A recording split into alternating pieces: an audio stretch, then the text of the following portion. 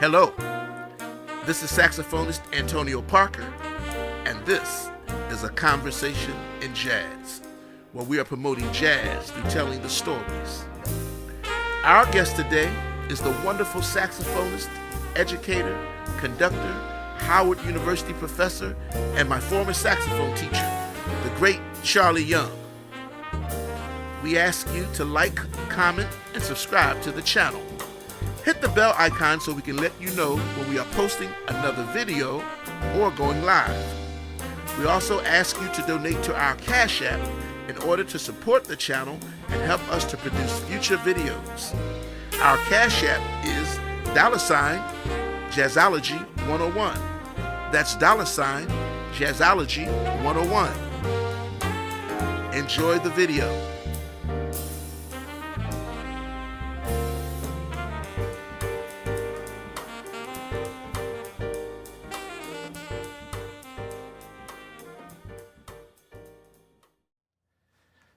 Hi, I'm saxophonist Antonio Parker, and this is A Conversation in Jazz.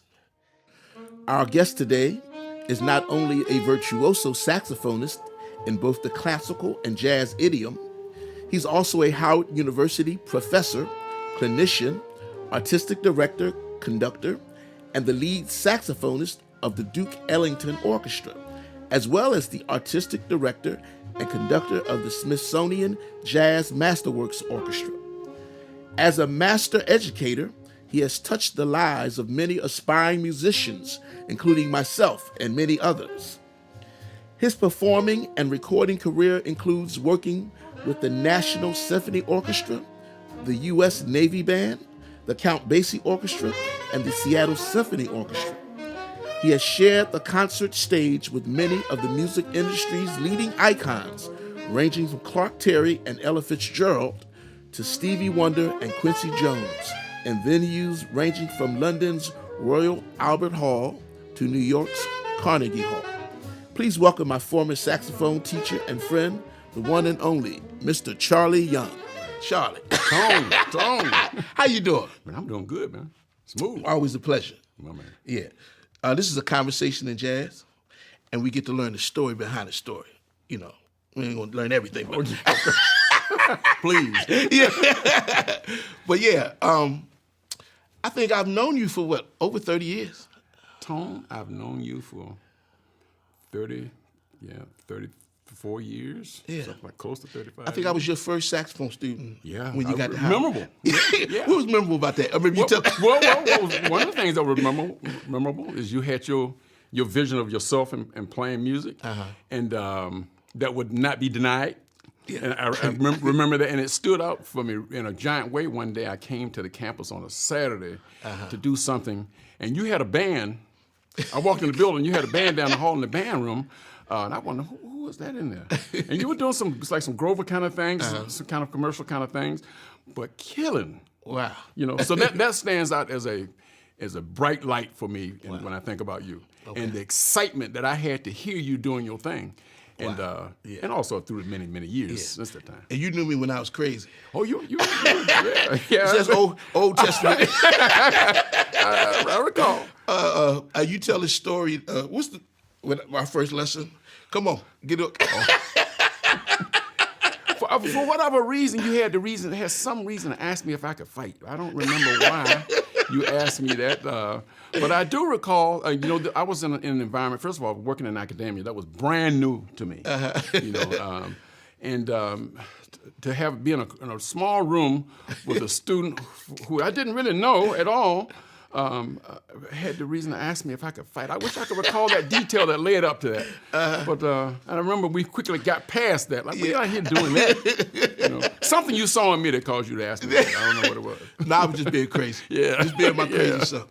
But I learned a lot from you as a just a musician and person. And that sort of thing. I remember one of the first things you asked me was to play a scale. I said, Mama, play, okay, you know. Yeah. And you said, it's not even. I had a clue what you were talking about, you know, going from one note to the next note. And I was like, oh, wow. So I never even considered that. Right. But you said, man, you're going from this note tone to this note, the notes are not even. And so I tell people that because a teacher can just, having a good teacher or coach can, pull you into some things that you're not even aware of. Yeah, so that. Yeah, I agree. In fact, thinking about that reminds me of an article I saw on the computer recently, as well as a little YouTube clip talking about the use of metronomes and playing, practicing with that kind of concentration of playing even, and to the point where there are many who suggest that, like, practicing with a metronome, and I'm a believer in practicing with using one of those, is really not a good thing because the metronome is not emotional and it just has this click, and it causes you to maybe to play mechanical and all that. The truth is that the saxophone is a mechanical tool, and it's like very much like a hammer. Yeah. It takes a certain amount of finesse to control a hammer and hit that nail dead on the head till you don't have to swing as many times. Yeah. That's control. You have to practice that.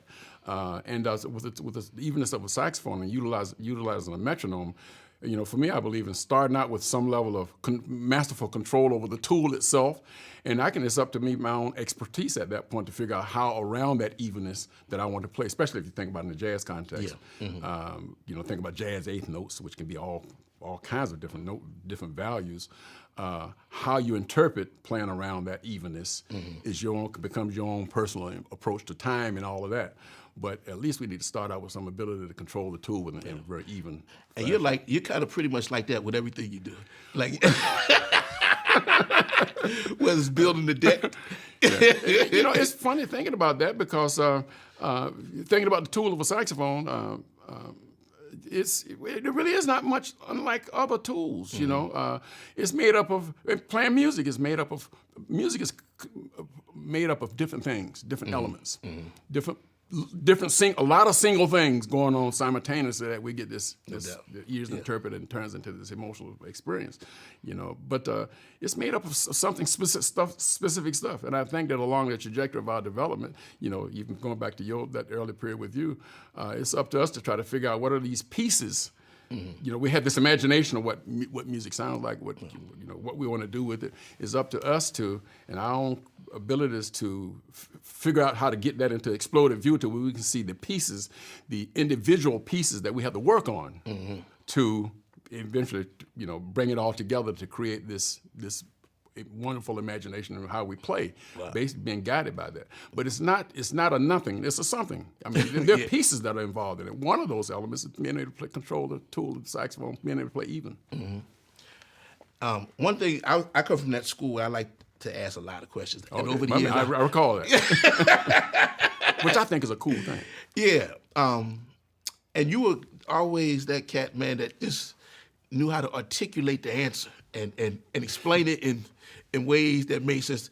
I think that's what made you such an excellent teacher. I always appreciated that. My man, thanks, Tom. I'm going to give you a flower while you're on this side. Well, I mean, I've been very fortunate that I deal with a group of folks, a lot of evenings, mentors of mine that help me to start thinking about this, who I am and, what things do I have to do from an individual standpoint to be my very best self, the best Charlie Young I can be. And that involves, that's not nothing, this particular things that I need to be considering, on a daily basis to be my very best self. And it's a lifetime charge to try to figure out what those things are, Gotcha. And I've had a lot of mentors to help point me in the right direction, and doing a self-evaluation on a daily basis. So I want to go back. Okay. So I like to ask people, and I'm going to ask you, who is Charlie Young? Oh, I've heard you ask that question because I watched a couple of your videos, but never really thought about what the answer would be. But I'm really my mother and father's son. I am. I have my own uniqueness, but not special. You don't believe you're special? Any more than anyone or anything else. Okay. I'm my mother and father's son, really flailing around on this big giant ball, doing the best I can on a daily basis, and hopefully remaining open to evolve. Not to sound so elevated, because I think it's it's not a really necessarily elevated concept, but I was born into this. I have a brand new grandson now. Wow. He's brand new. He's 5 months old. But I was there in Los Angeles when my daughter, my youngest, gave birth to him, and to watch. She sent me videos most days just to see his growth and ask who is he. He's become this person that the world helps him to recognize he is. Because he has no concept of that at all. So I guess in addition to being my mother and father's son, I'm the guy who from birth, the world has helped me to realize who I am. Wow. And that evolves constantly. And I know you have a strong work ethic. Like, where'd you get that work ethic? Tone, I've been something like that has been suggested in the past. I think I was always a kid that had a man. I could dream, but I also acted too. I get an idea about something, I get busy working toward it. I might flail along the way, but I was always active doing something as I am today.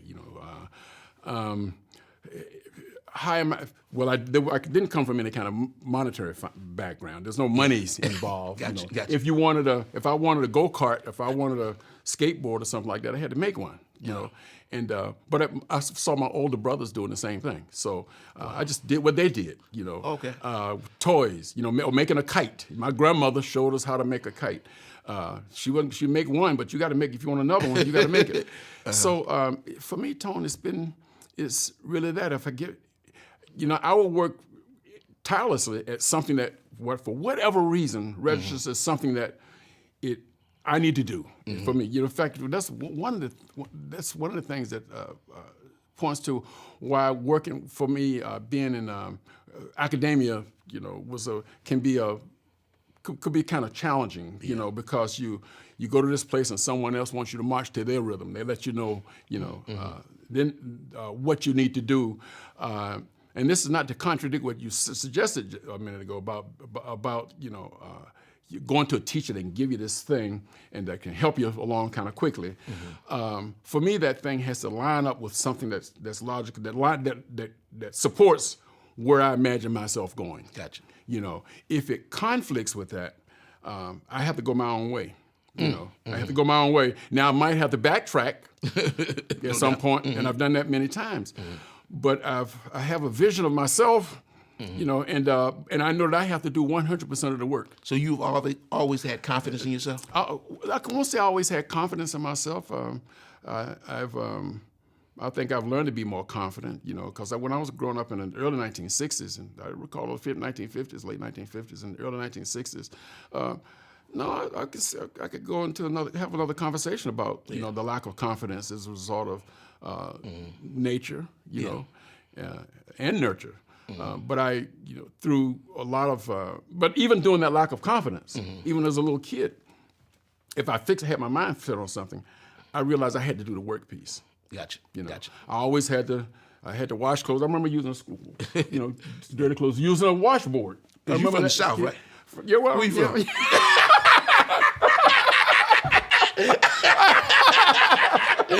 Well, interesting. I was raised in a little town called South Norfolk, Virginia.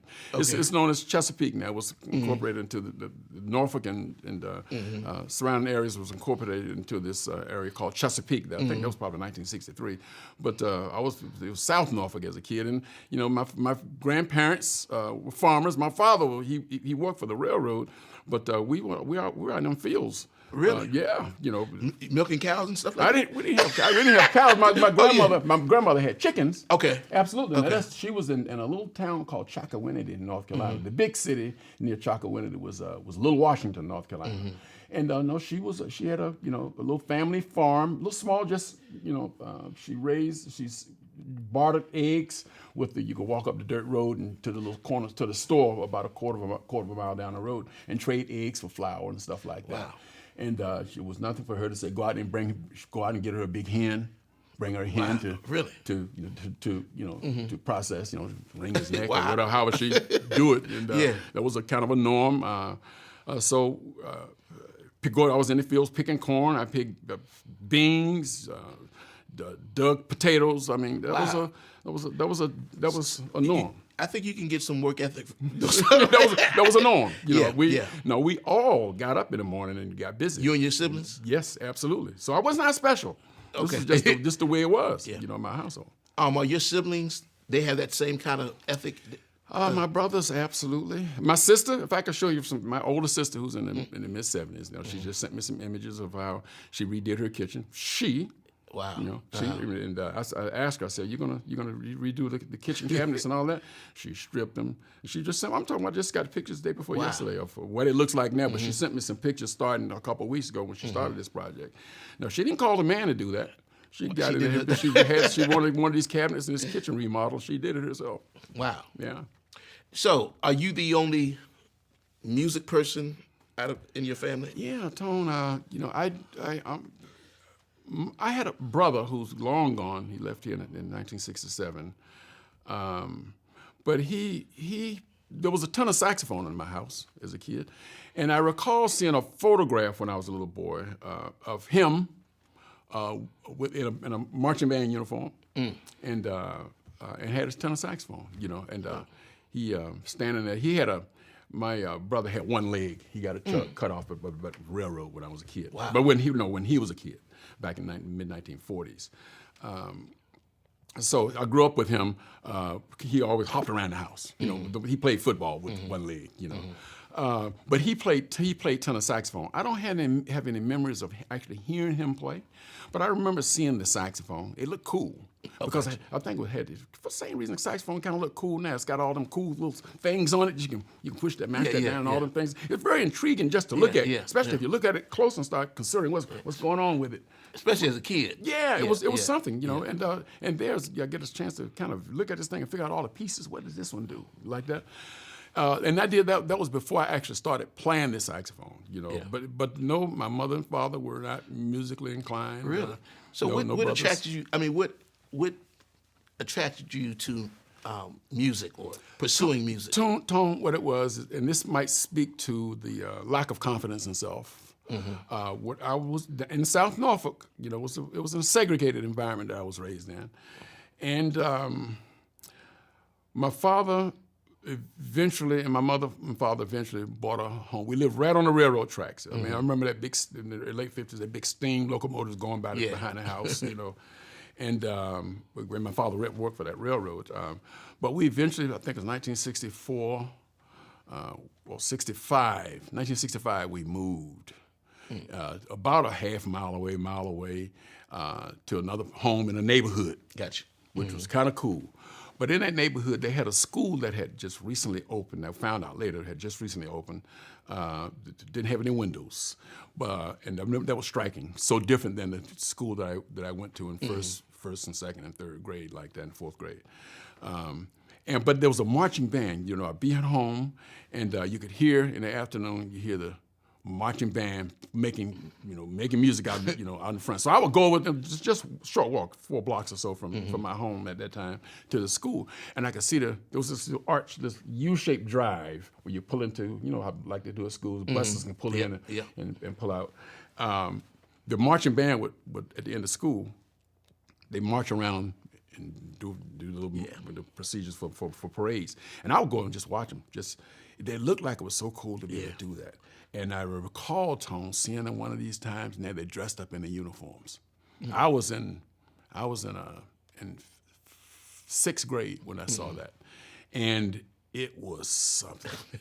It looked, man, if I could do that, it had nothing to do with the music, but that uniform. They had plumes in the hats. They had spats on. The white shoes. Spats on the shoes, around the ankles, and they marching and look so precision. Man, I could hardly wait to be in 7th grade. I'm going to join the band. Those folks look like generals. I was in Norfolk, Virginia. We moved over to Norfolk, and that was a big military base. Still, I think it's the largest military base and Navy base in the world. And I see military folks, and military folks looked really important to me. They had the uniform, some kind of gravitas as a result of that uniform. Kind of like now looking at pictures of Haile Selassie or something like that, all dressed up and all the regalia. It looks impressive. And the marching band uniform is what got me interested. And so I joined the band. I went to the band director. The music program would start during the summer, maybe during August. But that band director had a reputation. He was a no-nonsense guy. And I know I fiddled around all the time. You know, and, that was that guy. You know, maybe that fly in the ointment kind of guy. I don't know. You know. And so I was afraid of the band director. You know, I had a little shyness about me also. But I didn't go during that summer to join the band. School was already in session. Everybody had already been assigned instruments. This is junior high school, 7th grade. I guess like middle school now they call it. And I wanted to play horn. I wanted to play trumpet. Okay. Not the sax. I wanted to play horn. Play trumpet. I called it horn at the time. And I go to him and I wanted to play horn. And he said that he's in a band rehearsal. I'm new. You know, the band's already practicing. I go in, the new guy. And he didn't have any more horns, trumpets for me to play. And he said, well, go get that case. Go get the case over there. And it had this big along one wall, these cubby holes, all the instrument cases and stuff in there. Now, the whole band is already assembled with the instruments out. Yeah. And so he took a moment to show me how to put the thing together. But it was a baritone sax. Okay. And I almost cried. I mean, I don't know, maybe I did cry, because I was not hoping to play that thing. It was an old Conn baritone that looked like it was, first of all, a big dusty case. Yeah. You know, and I opened it, and this is what I have to play. And I was heartbroken, man. Really? I'm here now. And so now I got the thing, and he directs me to where to sit down. I can't do anything with it. I'll just sit there. And so that's how I got into band. But that same band director who started me that way, who I was deathly afraid of. You remember his name? Yes, I remember him well. Carl W. Clark. Okay. He was a mentor, a lifetime mentor. I spoke at his funeral maybe 4 years ago. Wow. Yes. So he had a major impact on your life? Major impact on me. And musically, obviously, but probably as much as me. He didn't recognize music to be particularly special. He let you know that. He was a guy who was a stickler for being the best citizen you can be. And if you play music, great. If you don't play music, great. Gotcha. But if Miss Johnson next door, who's infirm, can't get to the store, what you're going to do is you're going to go over there and make sure you see if she needs anything. Gotcha. That's who he was. Yeah. You know. He was the guy who, even in my divorce, one of the big questions he's asked me is, how's my ex-wife doing? Wow. Because I married this woman and I had a family, had these children. He wants to know that I'm doing the right thing. Yeah. He asked that question. And then he might talk about my music career. Gotcha. He was that guy. Yeah. And but he was always that guy. And I absolutely love Carl W. Clark. He was a guy who, I mean, I get filled up inside just thinking about who he was. I always, even when my parents separated and divorced, I go to Norfolk in the 1970s, and I go visit my mother. I always go by and see him. He long since got out of music. He had a lifetime career in doing all kinds of things. Turned out to be this amazingly rich person. He was a physician also. He taught at medical school, and the band music was just one of the He got smart and got out of music. He got out of music, became a school principal, and then he became a guy that's in charge of the drug rehab centers in Norfolk. Okay. You know, and Gotcha. in places for ex-cons and all that, being very supportive, and also people that were dealing with some mental challenges and things like that. He was a go-to guy for that, and organizing those kinds of systems in Norfolk. But he also was an investor in a company that built railroad systems. Seemed like a pretty smart guy. Smart guy, absolutely smart guy. So I stayed in touch with him just because I love sitting and listening to him talk. Wow. And I would like you out ask him questions about every single thing. Yeah. You know? Yeah. Okay. So you got the baritone. Yep. Okay. At some point, did you enjoy? Yes. You I got the baritone, and to the point of you talking about I have a good work ethic that makes me think of if I find something that I'm interested in, I'll spend tireless time. And so I got this tool at home. I took the baritone home, and I started to really investigate it. Mr. Clark suggested you get this book called the Universal Method Book for the saxophone. It had a fingering chart in it. And this is all during that first week or two of school. I'm at home now. I'm fascinated by it. I push this button down over here, and this thing up here moves on it. So I'm blown away by this tool. I figured I'd show what the fingers are. And, I didn't have an example of music, what the baritone saxophone is supposed to sound like. But somewhere during that first couple of weeks, Mr. Clark told me to go into his office. He had a little listening booth, and it had a turntable, and it had a series of records. And he said, get this record of this guy named Sigurd Rascher and put it on and listen to it. It was an alto player. And it was a classical saxophone. I never heard classical saxophone. I'd heard Maceo Parker and all that before that, you know. And but I didn't. And I'd heard King Curtis on television before, you know. But I didn't know this sound. And I'd heard doing that. Prior to that, I heard the other saxophone students in the band playing, and so I had some idea of how it sounds. But when I heard that record that Mr. Clark suggested me to listen to, this is what a saxophone sounds like, it changed me. Really? Just that first piece on that record, just from the sound of that thing, it was absolutely mesmerizing. Wow. I immediately told my mother, I took that record home, because we had a turntable. You know, my mother would play Mahalia Jackson and all. We had music definitely on Sundays. Mahalia Jackson, the gospel music was playing in the house, and I took that record home and I played that record. I told my mother and father that I got to get one of these kind of saxophones, the alto sax. You said I got to get one of these. Get one of these kind. You know, and she, my mother and father, who had no money, I don't know where she got $300 to go and buy a saxophone. And we went to a music store and bought a used alto. You know, it was kind of banged up, really. But honestly, we got robbed. We didn't know. You know, in hindsight, I always suggest parents take a musician with you to when you buy an instrument. You know, we got robbed. The guy sold us a horn that needed to be overhauled. You know? But what we did to that point, while we were there, he talked about the repairs that the thing needed. I bought something called a sax kit.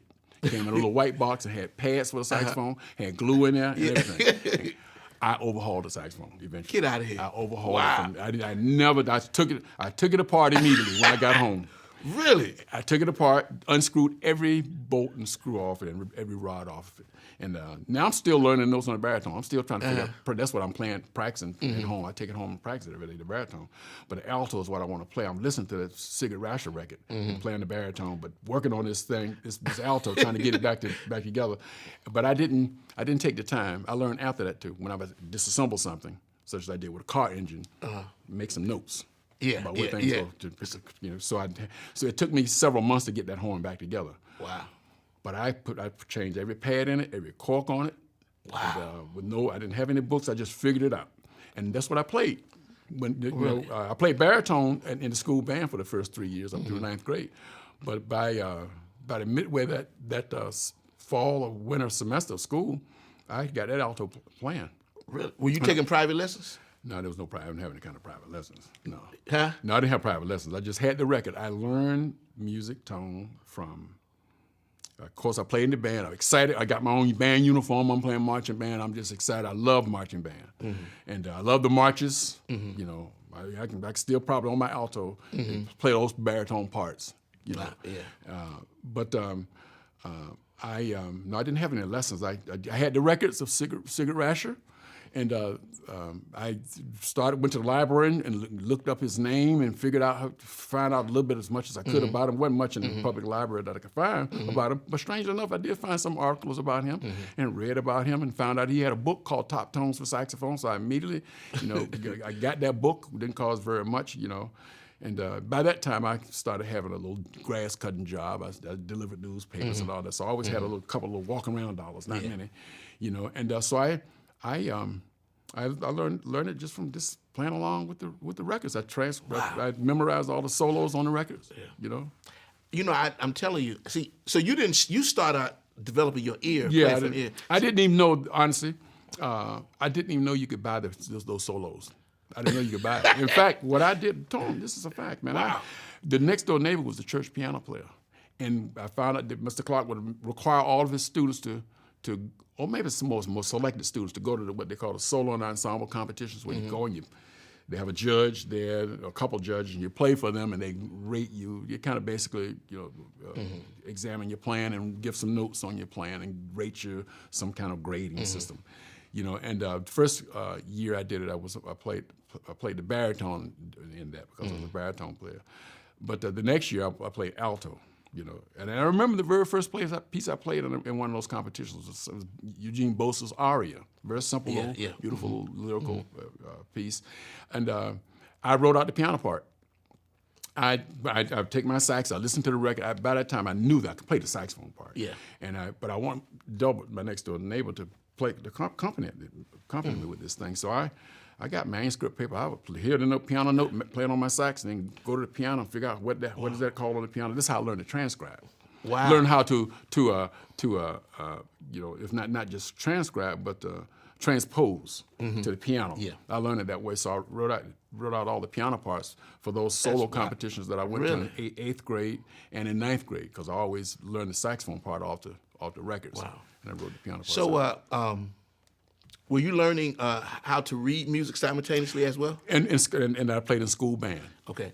There was no conflict with you learning, because they say we have these two hemispheres of the brain, like the left and right. One is abstract and one deals with the concrete. Yeah, I've heard that.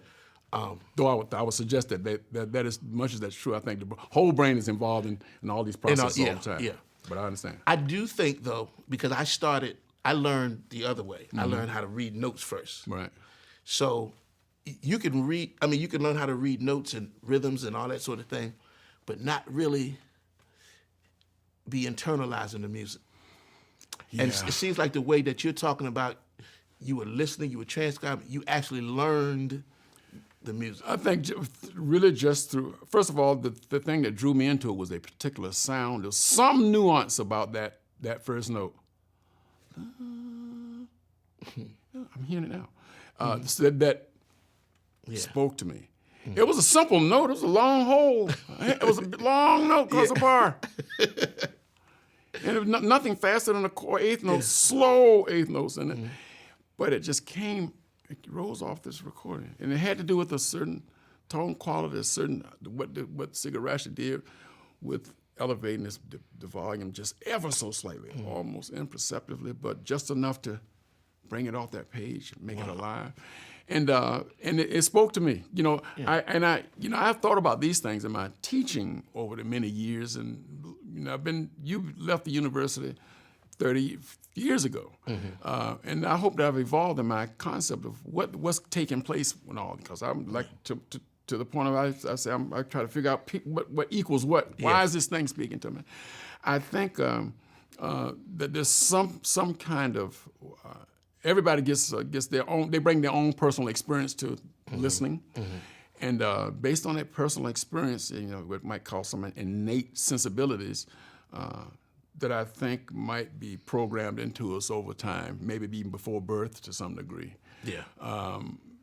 And mother's response to sounds that she's hearing and how that's affecting an unborn child. And by the time we get here, we're already wired for certain things. Because kids, little fetuses can hear quite clearly. Yeah.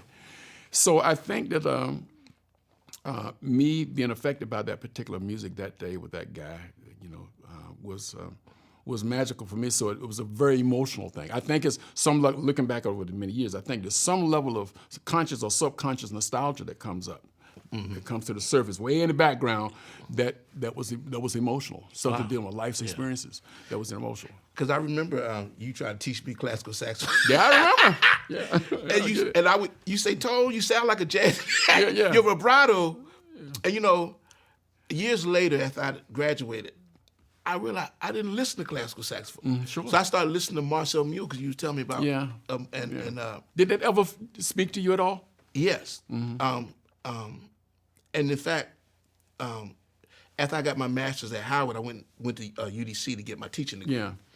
And I had to do a recital, and I did what did I do? I forgot what I did. Crescent, something like that. And I taped it. You were like, you were proud of me, man. My man. Because I sound in the ballpark. Okay, I got you. Yeah. But it was because I think it was after Howard, my head got correct. I understood things better. Okay. I was hard-headed back when I was with you, but I think once I graduated and I was like, oh wow, I kind of had a different kind of sensibility about life and focus and thanks to you, actually. My man. Y'all really believe, Tone, that what you're speaking to right now is something about some kind of experience, evolution. Yeah. In your acceptance or willingness to potentially investigate this thing and see if what's in it. Yeah. It doesn't necessarily mean that it's going to really heavily attach itself to you. At least you're open to the possibility. Yeah. And in that, you might luck up on this thing. You know, I mean, I got to tell you, Tone, I do believe that, and I could be absolutely wrong about this, that we all learn how to enjoy music and have certain reactions, you know, because I tell you, I remember when I couldn't hear bird. I mean, I remember you and I've talked about this before. It sounded like noise to me. I can say it, you know, we're on camera. I just didn't, you know, because it was my sensibilities was so, my experience was so limited, you know, and so it was so radically different. Bird was and Train also was so radically different. I was like that with Train. Yeah. Then I heard Bird. I know you told me about that. I remember being struck by that, how wonderful that is. But then at the same time, I realized it's your experiences up to that point when you heard Bird that will ignite that in you, which kind of suggests that it might be your experiences and mine are very similar in that we had our own personal experiences in life, and different things will speak to us, and that makes perfect sense. And it's not necessarily supposed to speak to everybody, you know. However, if we remain open. I had to go through repeated listenings. For whatever reason, the circumstances arrived in my life, the need, whether it's because wanting to fit in or whatever, the need to continue to investigate Charlie Parker or to continue to investigate Train, I found a reason or need to do that to satisfy something in me. And I felt like I was, what was I not hearing? When everybody, all these people around me hearing this and getting it, what's wrong with me? You know? So I kept investigating, and boom, like a light, it came on, and boom, I could finally hear it. And so I evolved. You know? And I've done that with art and so many other things that I was judging negatively, and a art curator helped me to understand that when I was, you know, Clifford Steele, I was negatively, you know, evaluating this person's artwork, and this curator helped me to understand that I might be exposing my own ignorance to try to judge an art form that I don't know the parameters and don't understand. It doesn't mean I need to like it. Gotcha. But don't try to judge its quality, because I don't even understand what's going on. And as an educator, and you know, I teach elementary kids, particularly difficult because I don't know how to motivate people, because I was always self-motivated. I was always kind of intrinsically. I get it.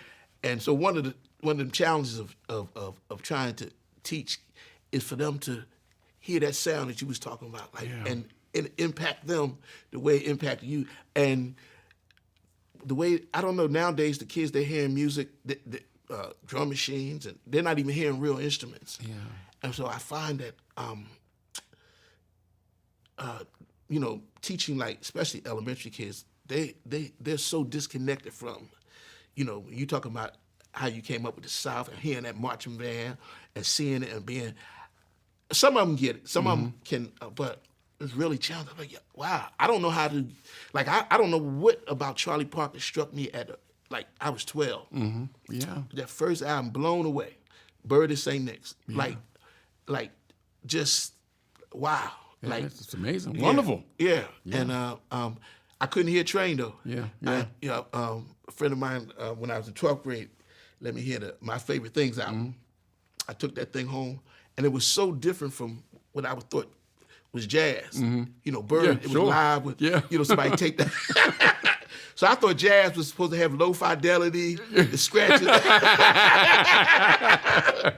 And so just the pureness of that, of the fidelity and stuff, just, you know. I got it. Strangely, I understand that. But it wasn't until I got to Howard. I used to go over to the library, Founders. They used to have you used to go down there. I've been there many times.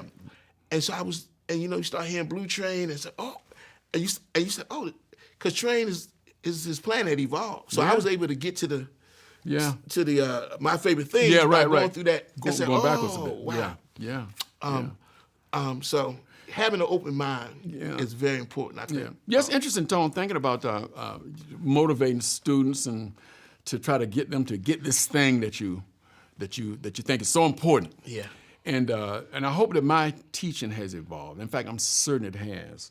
I've grown probably more than this. Kind of, you hear this a lot. You know, teachers say they learn more than the students can. I feel like that might be factual for me because I I had the experience once in my office.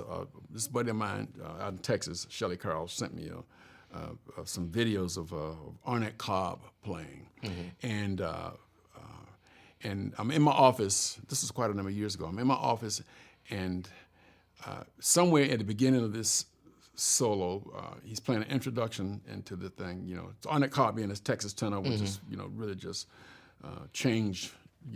Helped us establish, along with Eleanor Jacket and several others, to establish this Texas tenor sound, which is kind of that homespun thing. That's quite special, quite different than Train and so many others.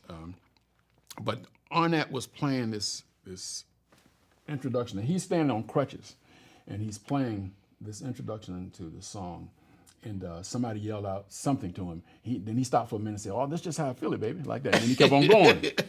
And then when he got into this tune, and it was more than I could stand. It was so incredible, this ballad. And so I stopped it before getting to the end, because I got to go get somebody else to experience this with me. I got to go get some. I went down to the band room and got 3 or 4 students to come in my office, and they said, y'all got to, and I'm excited. I want them to see, to get this, man. Tone. I think then I turn my computer screen so they can see it, and I back it up to the beginning. And I position myself to where I can see all of them. I'm watching them. Listen to the thing, and I know when he's gonna say, that's how I feel it. And then I'm in there, and it's just as emotional. And I'm looking at the students, and I see them kind of looking.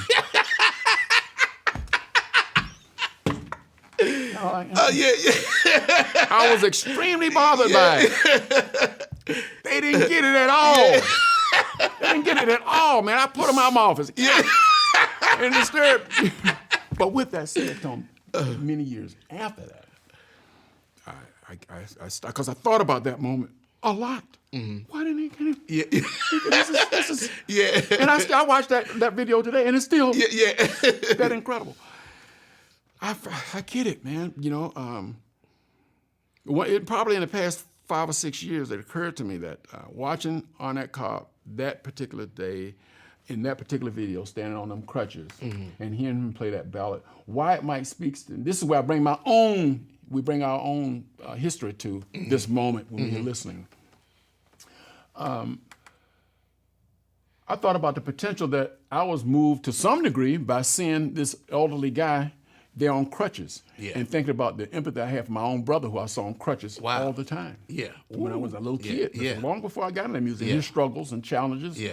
And that was brought to that moment, though I didn't think about it.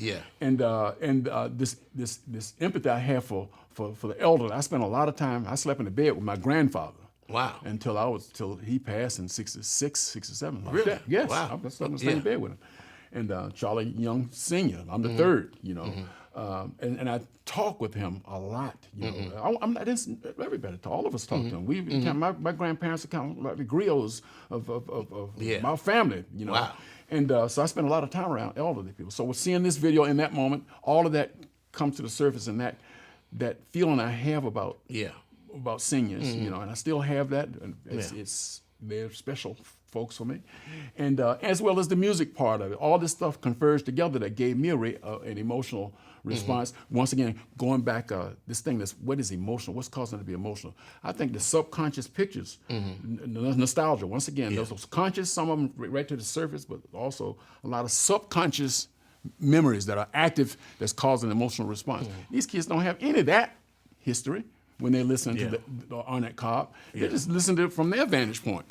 So why should it speak to them the same way, or even in such a powerful way? But do you think there's a disconnect? I know. See, you were brought up when there was a black community. There was segregation, some level, and those traditions were passed down. From, like you say, you had a teacher that was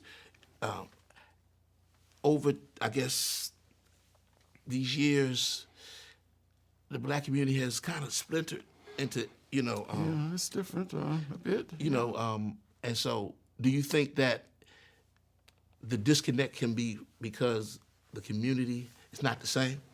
Well, Tom,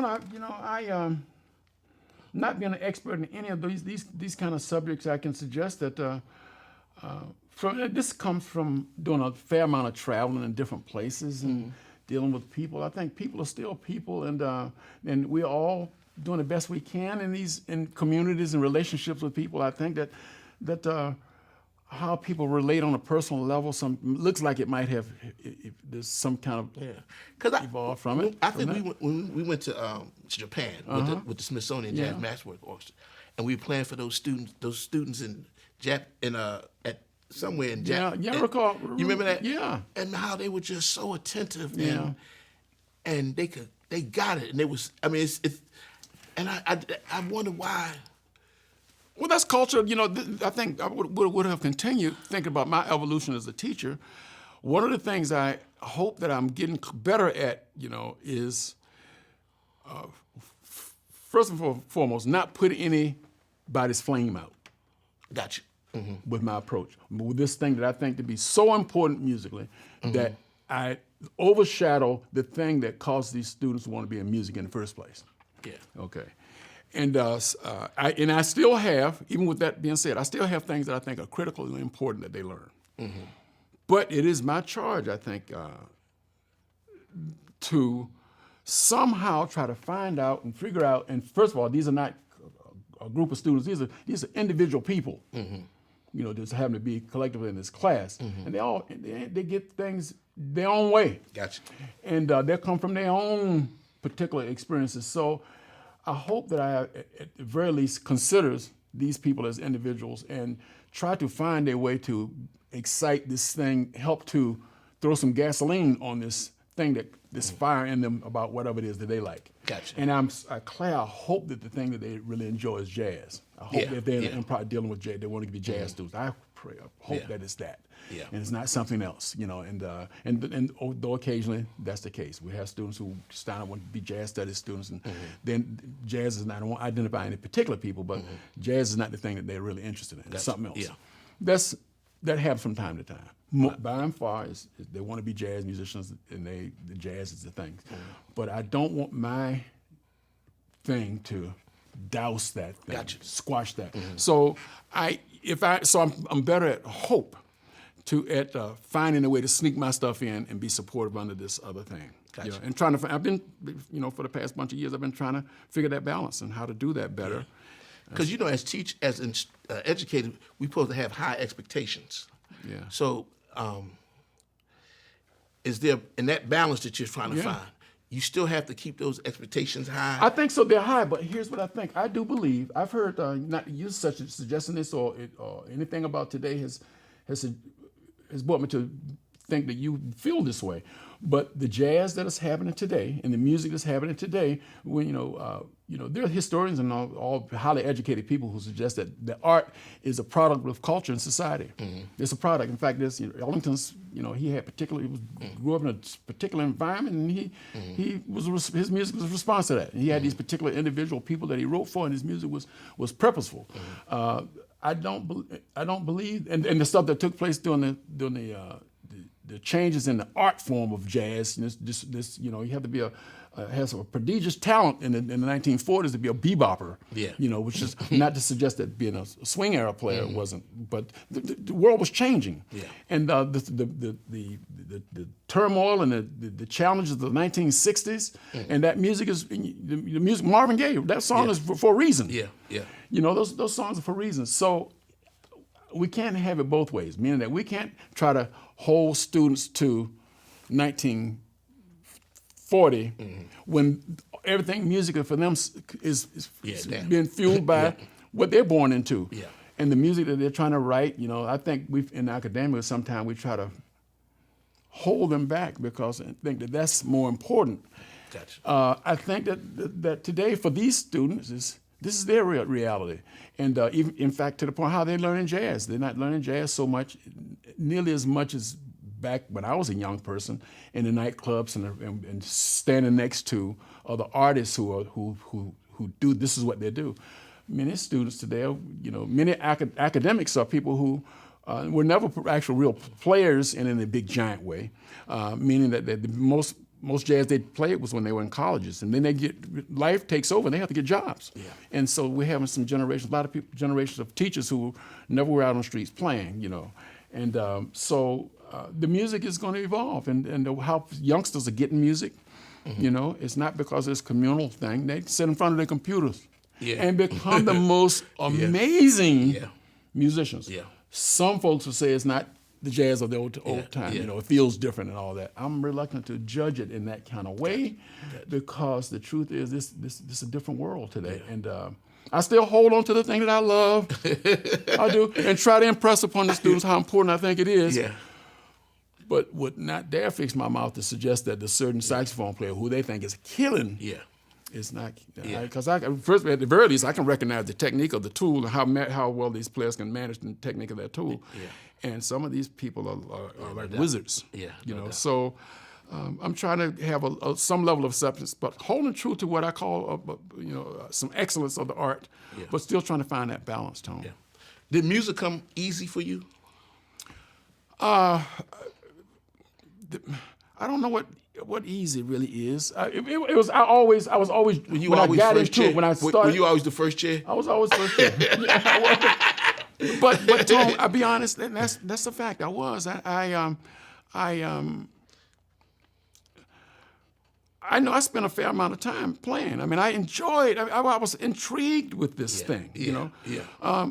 Very much like when I mentioned the car motor. When I worked on that car motor, man, I was obsessed with it. I got I bought that old cheap car, and so music was it easy? No, it's hard as hell.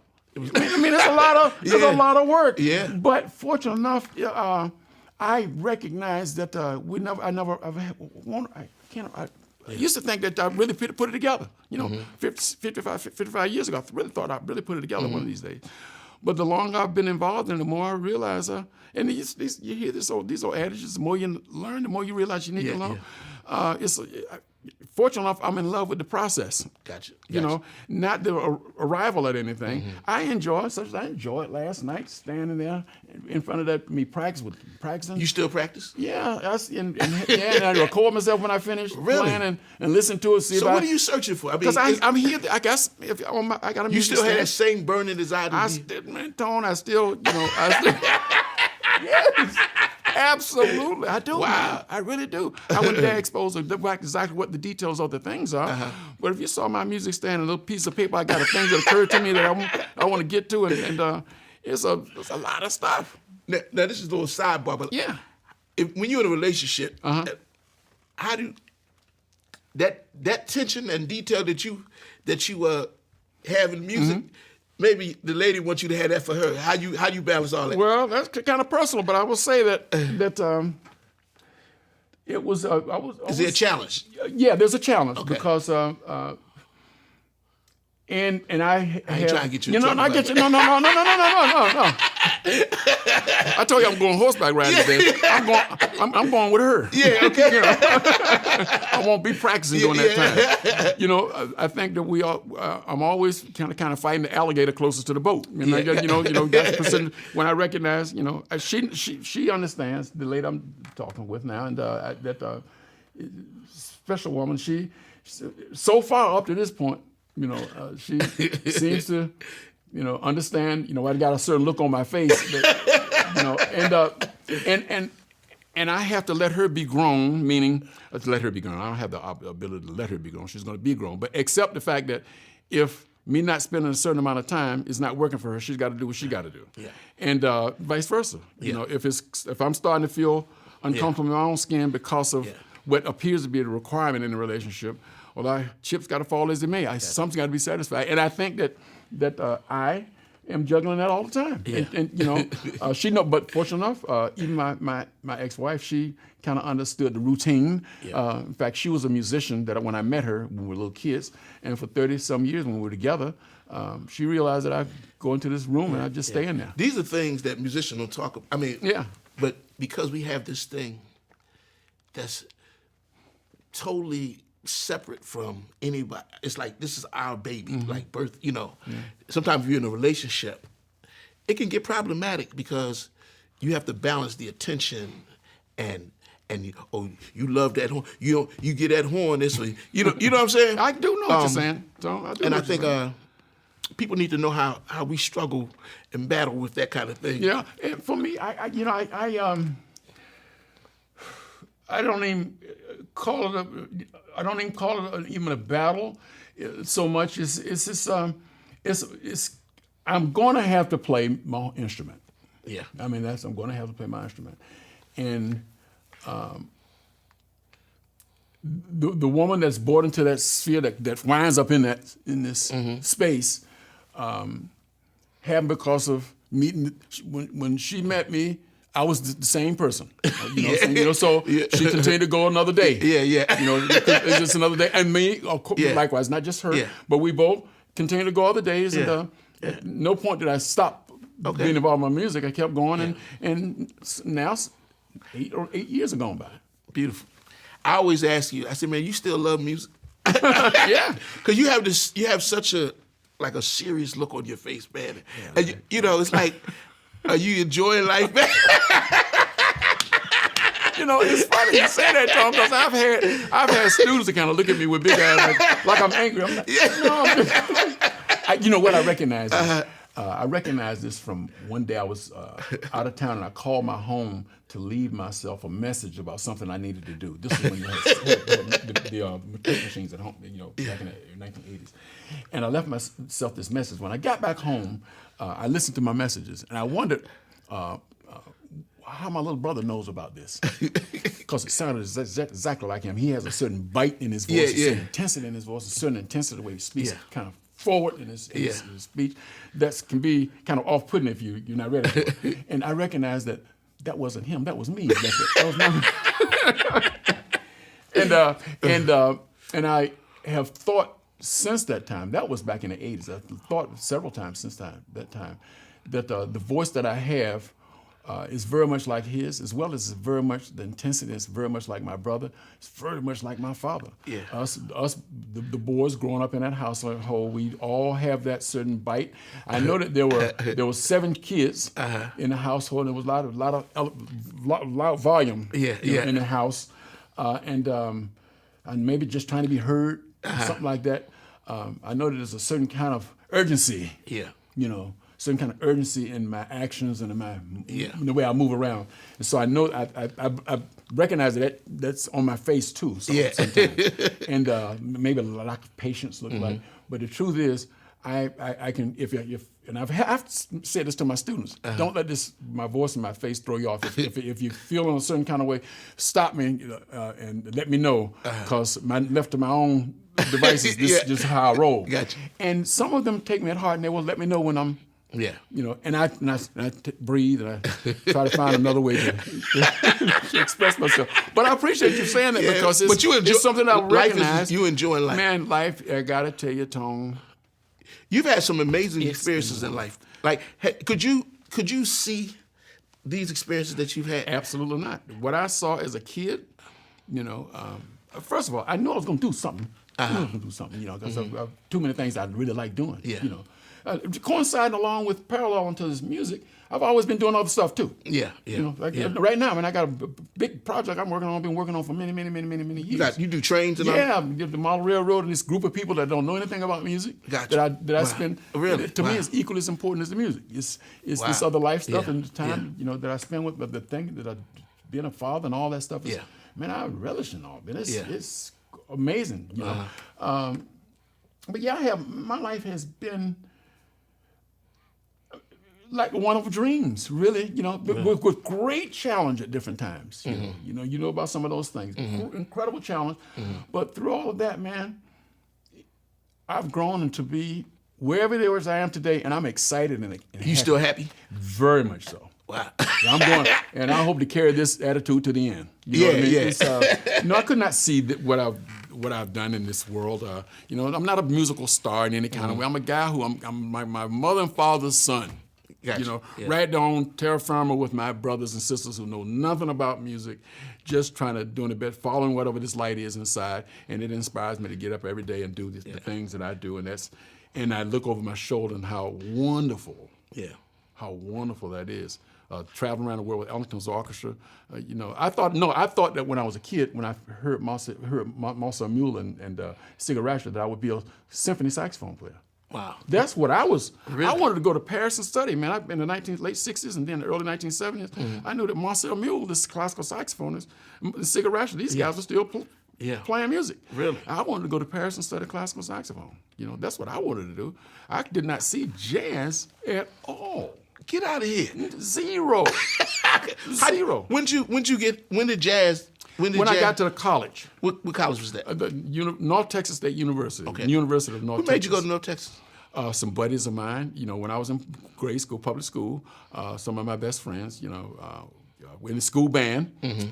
They knew about jazz, In fact, I remember being at Ted Neely's, the trumpet player's house, being at his house. He knew about Woody Shaw. This was 1971, 72, and he knew about Freddie Hubbard. He knew about Train. This is where I heard Train and Bird. He had Bird records and Maynard Ferguson. I remember. Did you like jazz when you heard it? No, I didn't. I didn't like it at all. Really? In fact, the band director in my general community was a good friend of Cannonball Adderley, and he had Cannonball Adderley to come to his house, and he invited saxophone students. I didn't go. Wow. That was 1972. I didn't go.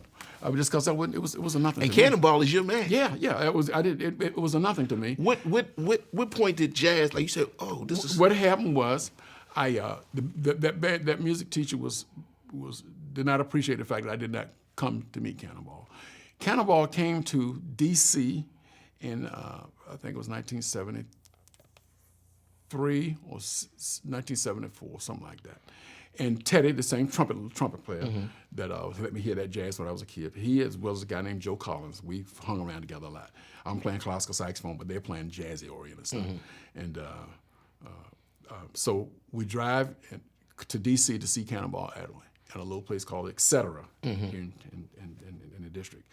And a little narrow joint that he was playing in. And the band came in, set up, and they were playing the music. I later found out of music called the Inside Straight record. I guess it was a new record at the time. And Cannon came in, looked quite different than the photo covers that Teddy Neely had. He had a record called Cannonball in San Francisco record. And Cannonball standing there and his brother sitting in that chair on the front of that record. And when Cannon came in, he had a great big beard, and I described it. He looked like he just got out of a boxcar. I've told that story before, but it's true. It's like, it was nothing. He was like I didn't even know it was him. And we're sitting very close to the stage, a very low stage in that place. And he played, and I recognized he played the saxophone. So it seemed like he played the saxophone pretty good, but I didn't hear the music. I didn't. But I had an opportunity when we were leaving. By the time we paid our check, and that was my first time in a little nightclub. Paid a check because we had to drive back 200 miles to Norfolk at the end of that night, and we did. Cannonball was sitting at the bar in the back because the door, you enter the place from the street, then you got to walk way to the back of the club, and the bar was closer to the door. And Ted Neely decided that he was going to say some words from Reggie Walker, who's the band director, and when he mentioned Reggie Walker to Cannonball was actually very nice guy, very nice guy. He was just sitting there, Some people kind of gather around, but and he took a moment and talked with us about. He said, "I want to know how Reggie was doing and those kinds of things." Wow. And he talked about how he had been down in Norfolk recently, stuff like that. And so that was intriguing to me. He was this guy who people know and so different than my father, who was this hard work guy who had real dirt on his finger. He's a hard worker. My father worked his behind off for them 7 years. And he was a hero, eventually he turned into that for me. So fast forward, now I go to college in the fall of 74. And Cannonball comes.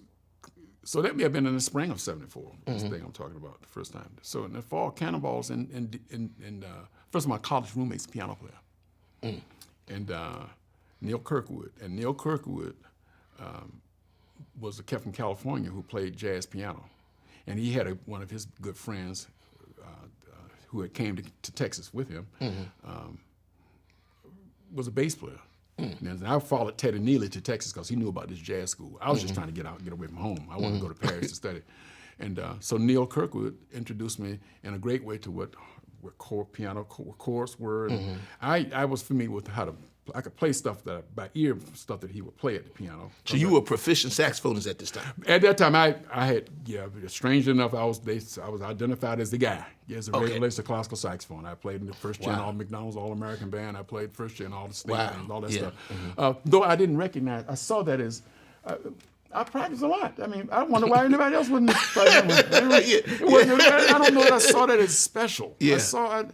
I don't know. I never really compared myself to other students in school. But I knew I didn't sound as good as Marcel Mueller and Sigurd Rascher. That's what I knew. I wasn't concerned about how the guy next to me sounded. That meant nothing to me. So I was accomplished in the sense that I knew some of the technical stuff of the tool of the saxophone, and also. So could you appreciate Cannon's technical command of the instrument? I think that would be, if anything, that would be the thing that I could recognize. And he looked like it was easy. Yeah. Where he played. Yeah. But I will tell you, when I saw him in Texas, by that time, my ears was way open. Hadn't quite got there, but they were way open because of the involvement with Neil. When I was in college, I was in this school where all these people played, all these white cats played jazz, and they just assumed I was a jazz player. Wow. Being a black cat in this environment. Yeah. And I will tell you, there was a certain amount of shame that I had that I was not a jazz player. Really? Wow. Because I know I've heard the jazz black folks play jazz. Yeah. And here I am playing what my mama called. She said, "Baby, you play that longhand music." That's what my mother said. That's what my mother said, And I saw I had some shame about that. So and here Teddy and Joe playing jazz, and I'm desperately trying to figure out how to do that. I made some failed attempt at trying to plug into jazz, even though I didn't like it. Even in my senior year of high school, that spring after seeing Cannonball, and trying to figure out, but I couldn't. I didn't spend no real time fooling with it. But in college, I did, because I was here. I was a failure, man. I'm a black cat, one of just a small handful of black folks in a total white environment. I don't know any jazz, and I practiced like crazy. And when I saw Cannonball, I learned about transcribing was a thing. A guy named Bob Belden gave me a record. Cannonball, Sergio Mendes. Bossa Rio Sextet, and the tune Clouds on that record was a very slow melody. I could hear that sounded wonderful. Gotcha. And that's very much like the slow note that Sigurd Rascher played on that record. Yeah. When the technical stuff was that lyrical line that he played that was just wonderful. And when I saw Cannonball again, and this is when everything changed. When I saw him again, I knew a lot more. He was on the big stage, the big auditorium. But I saw him during the break disappear to the side of the stage, which turns out, and there was a doorway you could access it, Turns out to be this little green room, it was split off the stage. So I went and knocked on that door when they took a break. Because I talked to him just some months before that. Gotcha. And interesting enough, he remembered that.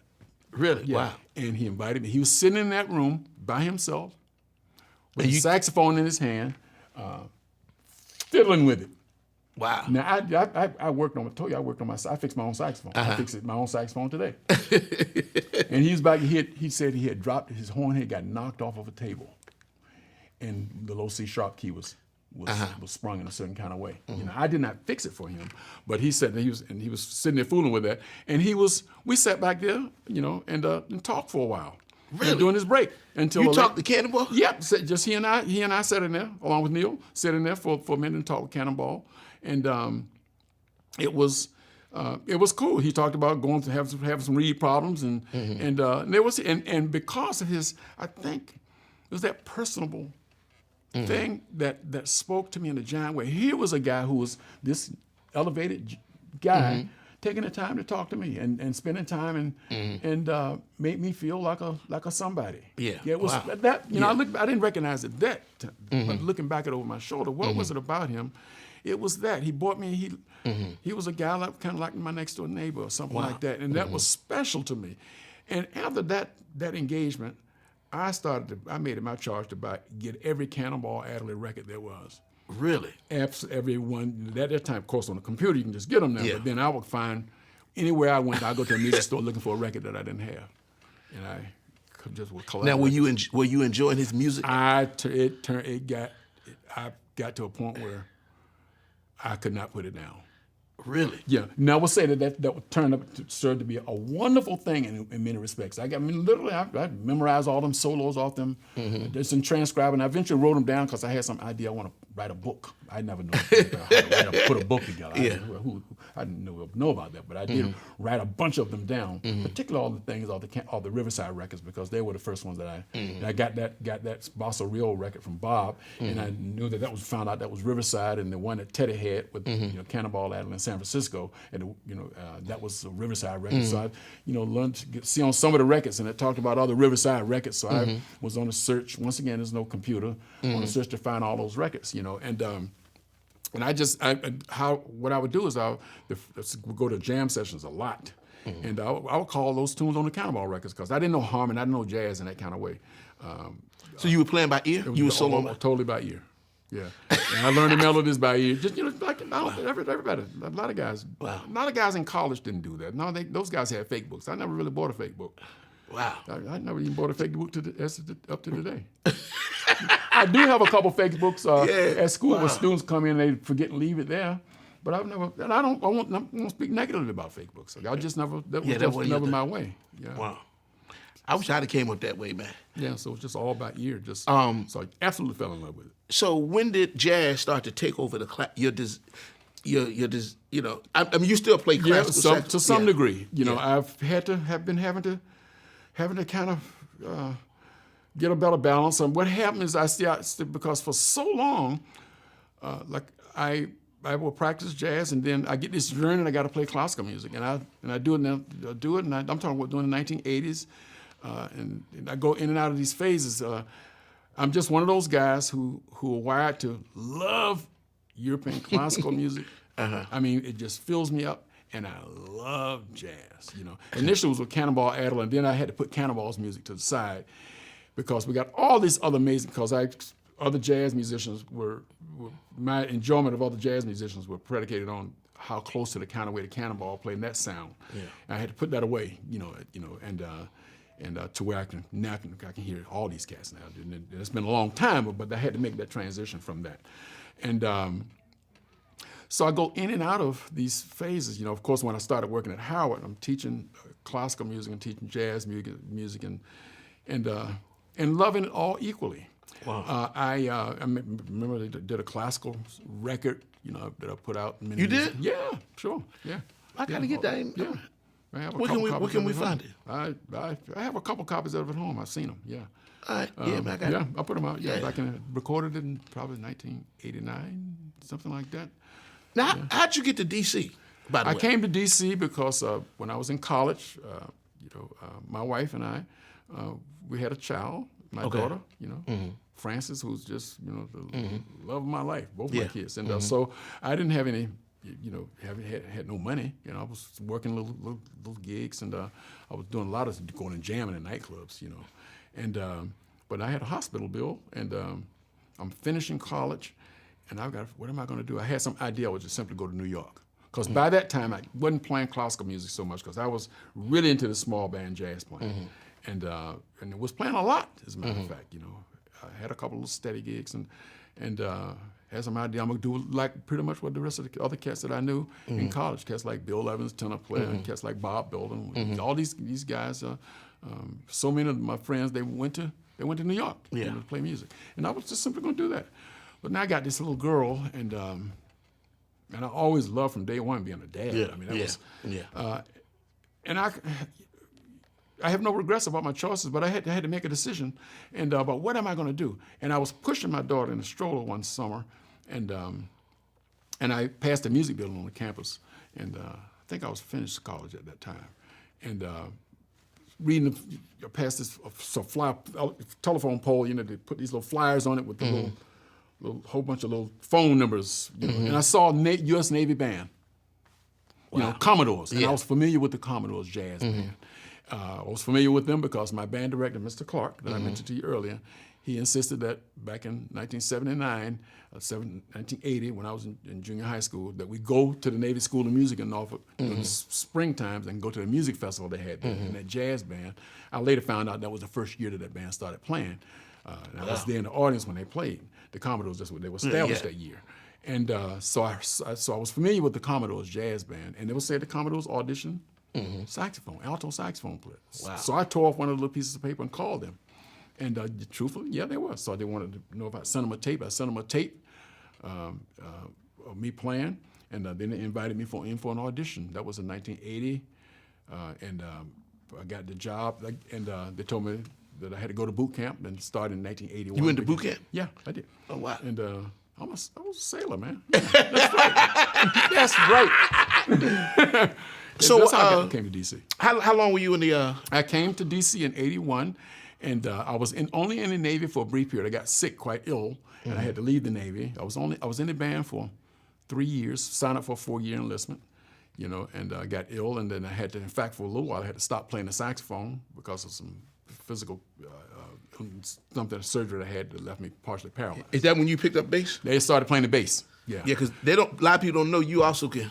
Well, in fact, interestingly enough, because when we went to North Texas, the first jazz concert I saw at North Texas. Now I had seen Cannonball before that, but the first jazz concert I saw after that, when I got to Texas, that was in the spring, late spring of 1974, the year I was going to be going to college in the fall.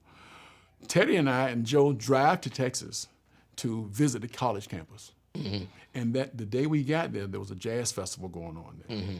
And we go in to see the band, and piano players playing, bass player playing, trio playing the guitar. And it turned out I later found out it was Oscar Peterson and Ray Brown. Wow. Yeah.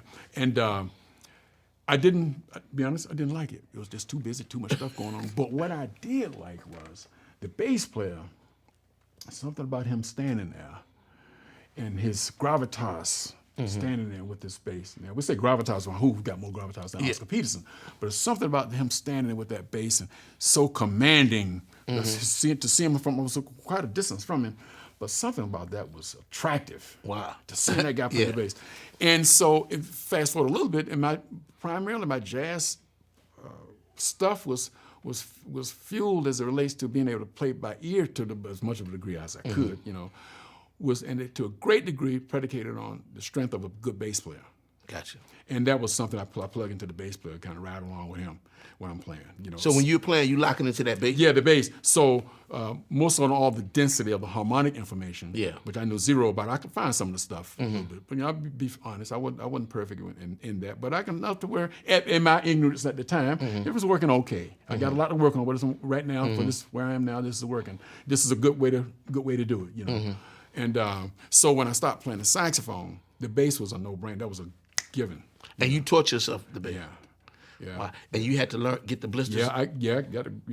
Interesting enough, and I don't. And you actually start gigging on this thing, huh? I started playing after I had that medical surgery in August that year.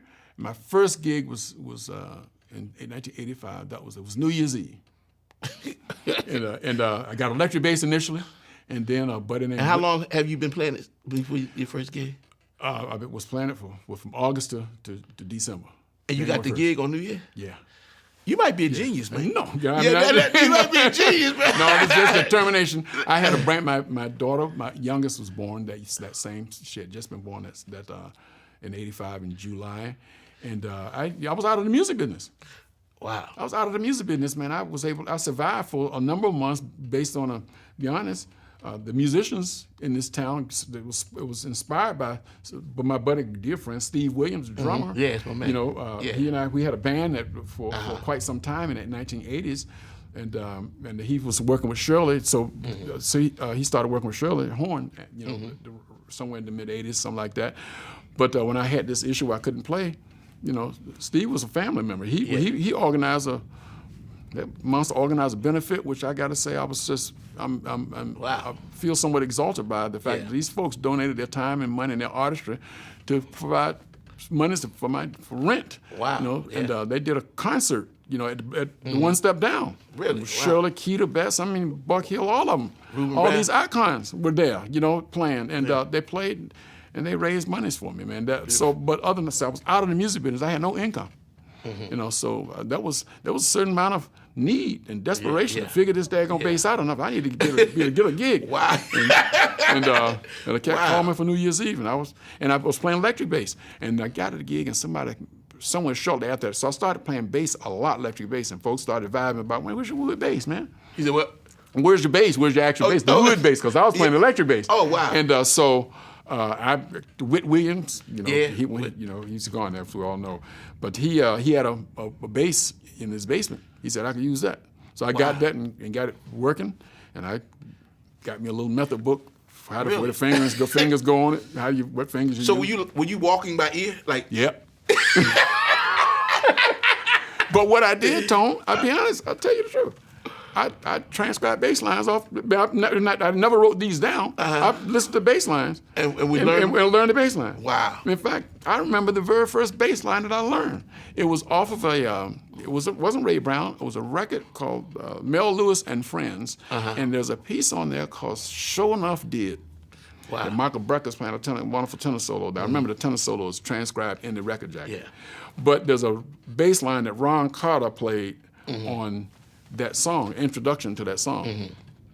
That was the very first bass line that I learned. Really? Wow. And I learned his line through that song. Wow. And but I started learning that as far as what stuff to play. At that time, I still didn't know the theoretical stuff, But you had great ear. I just learned it by listening to bass. You had perfect pitch? No. I think you had. No, what I have, when I hear pitch, my fingers can go to a certain note on my sax, and I quickly can relate that to the piano. Most people with perfect pitch would deny it. No, I don't have. You don't think you have it? No, I don't. But I would call it relative pitch. I'm relating it to the alto. I know how to find the sounds for the most part on my sax when I hear a pitch. My fingers, in fact, when I hear a pitch, my fingers just kind of quietly go to it. But I know when my fingers go to a certain sound. How did you develop your musical memory? Because I think that's an important thing. Because people who learn like I learned, reading music, you don't necessarily internalize and learn the music. You I can read it, and I can get it. But I know there's people that play by ear, and they are able to their memory, they're able to hold the sounds and that sort of thing. Yeah, that's interesting, man, because that you're bringing this up, because I had in a class recently, I was working with some vocalists, and wonderful little young vocalists, but I asked them to just sing the roots of the chords. Okay, and also they were challenged with that. But then I asked them, when they're singing the melodies of songs, if they don't have an accompaniment, when they're singing the melodies of the song, are they hearing the ensemble sound behind them? Is it being supported by information? When they're singing, are they placing it into a context in their imagination? Yeah. Or are they just simply singing the melody, how they know the melody goes? Yeah.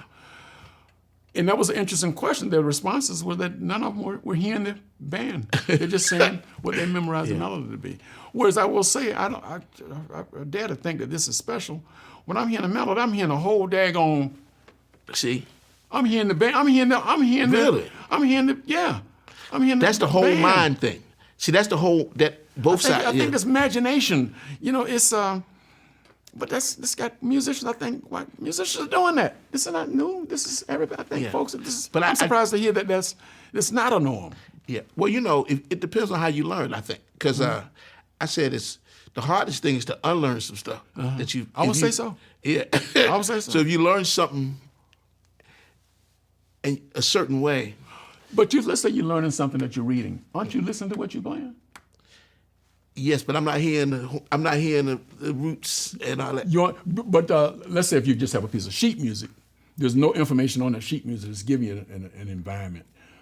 But when let's say you're playing in an ensemble, are you hearing the trumpet players behind you playing and when they're playing and hearing the? I have to force myself to. Okay. Because I realize, like you ever heard some cats have tunnel vision? Yeah, sure. So it depends on how your mind works, your brain works. So I can do that. So like if I'm listening to music, I can force myself to listen to the whole. Yeah, I get it. I hear students talking about this. Or I can zone in and let me hear the bass, which I can. I get it. But somehow, I think I'm always trying to synthesize things. I'm trying to get to that. Okay. Where I'm learning how to do that. I get it. I appreciate that, Tone, because I had recent conversations.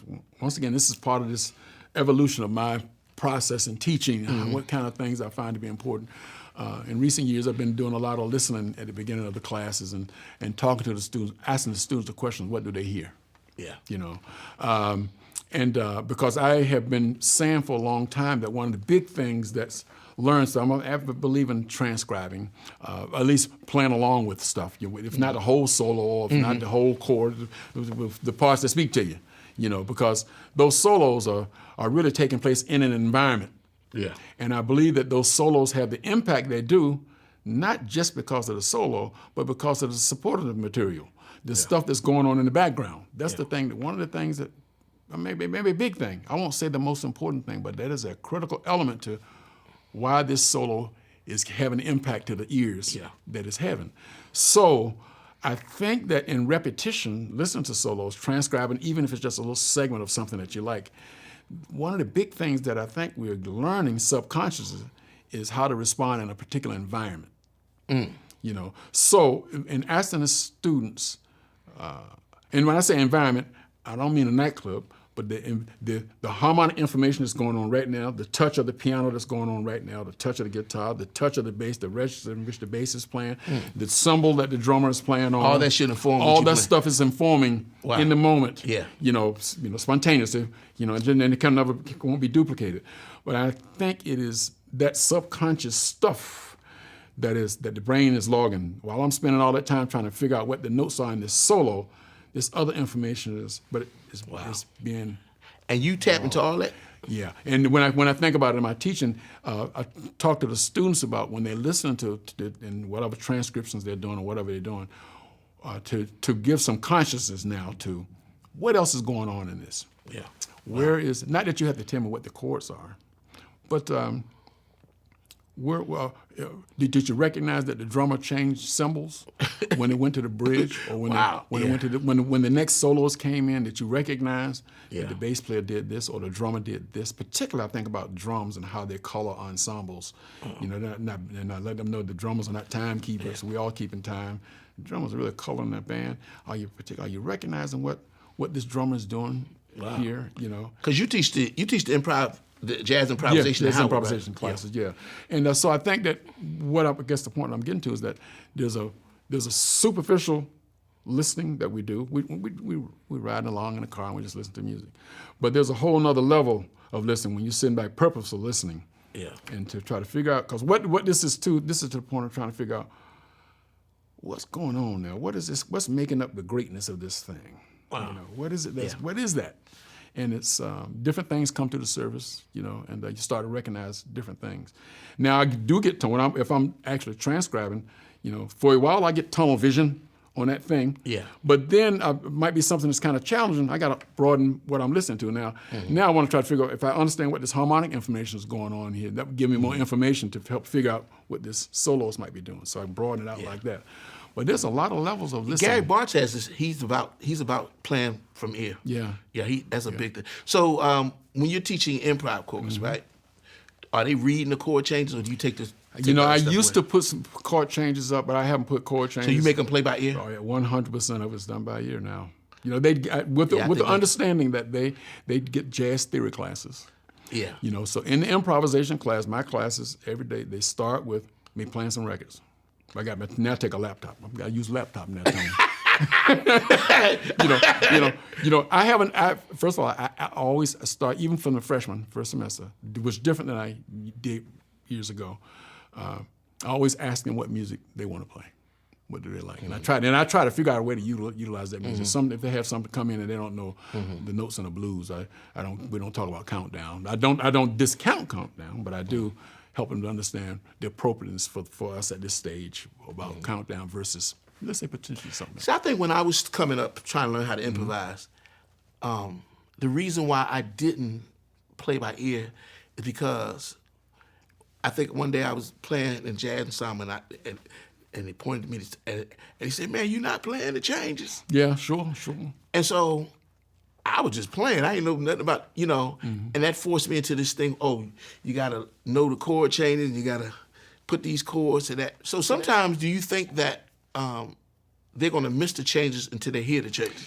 Yeah, I think even in that tone, you have, like when I met you, you had, as I indicated already, you had a certain kind of excitement in you. Oh yeah, I always had that. And so I'm reluctant to say anything, and I'm still trying to figure out the degree in which I would need to do this, to say anything that will cause you to feel negative about yourself because you're relying on your ears. Because this is the thing, you're excited in this. Yeah. So hopefully I would, as a teacher, to try to figure out a way to sneak this information, those basic, fundamental, simple things.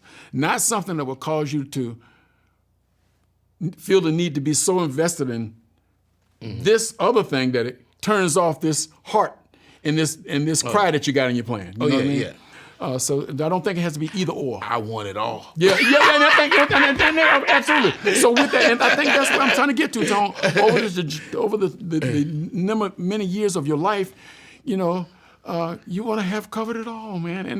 And different. There's a time for every little thing, and all this stuff comes at the right time for us as individuals. It all comes at the right when it's supposed to, and. We continue to do the best we can, and I used to, I would say somewhat shamefully, I had forgiven myself, used to ignore what they wanted because I know what they need. Yeah, gotcha. Yeah, that's I had to live with that. But thank goodness I've evolved from that, because them young innocent minds show up with a certain kind of excitement about wanting to do this, and can I do something to help them? Yeah. We've been talking before we started interviewing about, so you ready to move to the next stage of, I guess, I ain't gonna say You stage. talking about a horseback ride? Well, what I'm saying is at some point you got to retire and you got to, everybody got to hang up the gloves and stuff. There's something, think about retiring. There's some thing about academics. There's some academics who are doing this. They're amazing professors in their 80s. But I know what you're speaking to. I'm talking about retirement from Howard University. Go on, say it, man. Say it, man. I am excited about it. I can say this, because I really am going to retire. With that, the caveat would be, if something speaks to me strongly between now and then that causes me to feel like no, I'll yield to that. I'll go to that. Yeah. But with the way it's looking right now, is that I have the end of this school term, I'll retire from the university, and but not retire from music. Good gracious, I still feel like I'm you gonna keep get on. started. I'm gonna go all the way to the end. Unless I change my mind. But right now, the thing of retiring from the university, which has been, first of all, has served an amazing opportunity for me. In too many words to truly it's not enough words to express what that has done, particularly as hard engaging with these young folks. And I say honestly, particularly young African-American boys, young black boys who come to us, to the university as in going to 13th grade. And I've seen them all grow into adults. They leave the university, and some of them, a handful of them, being included in this group, that become these marvelous musicians. I have several of them who've been, in my class of saxophone players and piano players and bass players who really just stellar artists in their own right. And it makes me smile from ear to ear. And so to have been a part of that, which I hope has not been just because of the musical stuff, but because of the other stuff too, stuff that you've articulated in the past. I'm just as proud of the person that didn't become a musician. And I'm certain that this Mr. Clark is in there. My sentiment about that, because I fortunate enough, I recognized a long time ago that I don't. For me, and I heard this, Sonny Rollins point to this also, not to speak for Sonny Rollins, but I sat down with him in an interview, I was operating the camera, and he said something that made me kind of smile. He said a lot of things that made me smile. First of all, I'm Sonny Rollins. Just because I can review this cat. But he talked about, and I agree with this along the lines of my band directors, music is not special. It's special for us who do it. It's cool for us to do it. But as it relates to the creator, there's nothing about being a musician that puts you in a more of an exalted position with the creator, any more than the guy who cleans the floors. It's just my life's journey. Yeah. You know, but it's not special over others. Gotcha. You know, and so with that said, all those students who I've had an opportunity to engage with who don't become musicians, I could be no more proud of them to find the thing that lights them up. I have had a guy to show up to my classroom. This has been quite a number of years ago, who was there with a long, cool coat on, you know, and had a kid with him. And he used to be a student of mine and during those early years, and he was in the CIA. And what I remember about him, he reminded me of some of the conversations that we would have, you know, in between trying to get him to play the saxophone. Yeah. You know, about these clandestine kind of things. Yeah. And when he showed, he told me that he was in the CIA, and that's what he was doing. I think he said at that time he was Hillary Clinton's bodyguard, one of those people that was around her. But it just made me smile from ear to ear. He followed his vision for himself. He followed this thing. Yeah.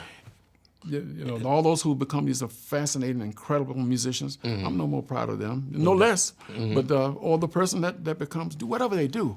And so for myself, thinking about this now 34 years tenure in this environment with all these people who grow into their own adult minds, tone, and I'm experiencing it today when I go to school. I'm in there with these youngsters. Wow. I'm much more than they are. I'm aware of this, how magical that, for me, that is, you know. So it has served me, you know, to the nth degree. Yeah. And having a full life. But now it's some time to go to another, to your point, another chapter of who, so what I'm going to do. Are you any new things you want to do? I mean, you got any goals? Well, you know, I have some idea of playing some more small band music, you know. And you say you're writing? Yeah, some have been kind of putting a couple things on paper and some conceptual things that some ideas of something. You know, I'm still trying to come up with a particular sound, something. But but also what I'm doing is I have some sense that I'm playing catch up to myself, and that things that I just, because of the exhaustion of the day, you know, on a regular basis at the school, I come home, I give it 100% when I'm there dealing with the students. Yeah. And you get home, I'm just one person, I'm beat down, Yeah. tired. So to pick up that piece of iron or that tin can and play it for the time that's necessary to realize what I have in my mind, hence all them pieces of paper on my music stand, things I need to get to, I want to get to. Time has not allowed it, though I don't identify it as an excuse, because this is to the point of having to live a complete life, so it's been wonderful. But now we'll have time to address, at least in my imagination, address some of these things musically, and which some of that I recognize is catching up to myself. You know, when I have a lot more liberties, instinctive, intuitive abilities, I think, I can say it, you know, I have no shame of it, as opposed to going into dealing with the academic brain. Yeah. You know, which for me is another, to your point, another part of the brain. Yeah. You know, so I look forward to, if not closing that door, at least at the very least, opening far and wide that other door. You know, we call that doing you. Yeah, I think so. And with that same thing said, so nobody gets the wrong idea. Doing me was, I made a choice to be at Howard University. That was doing me. Okay. Also, that was just in that stage. You know what I mean? And I was one of your first students, by the way. I think you were the very first class. I recall it vividly. Yeah, I remember you came in. Yeah. And to see you on the stage over in Egypt and so many other places. Yeah. Man, it's. Yeah, I remember talking with you one time. I was headed home from school. Now I was talking with you on the phone, and I remember you had some level of frustration about working in the school with young kids. I remember that, and I don't know if you remember one takeaway point from that conversation. You remember that conversation at all?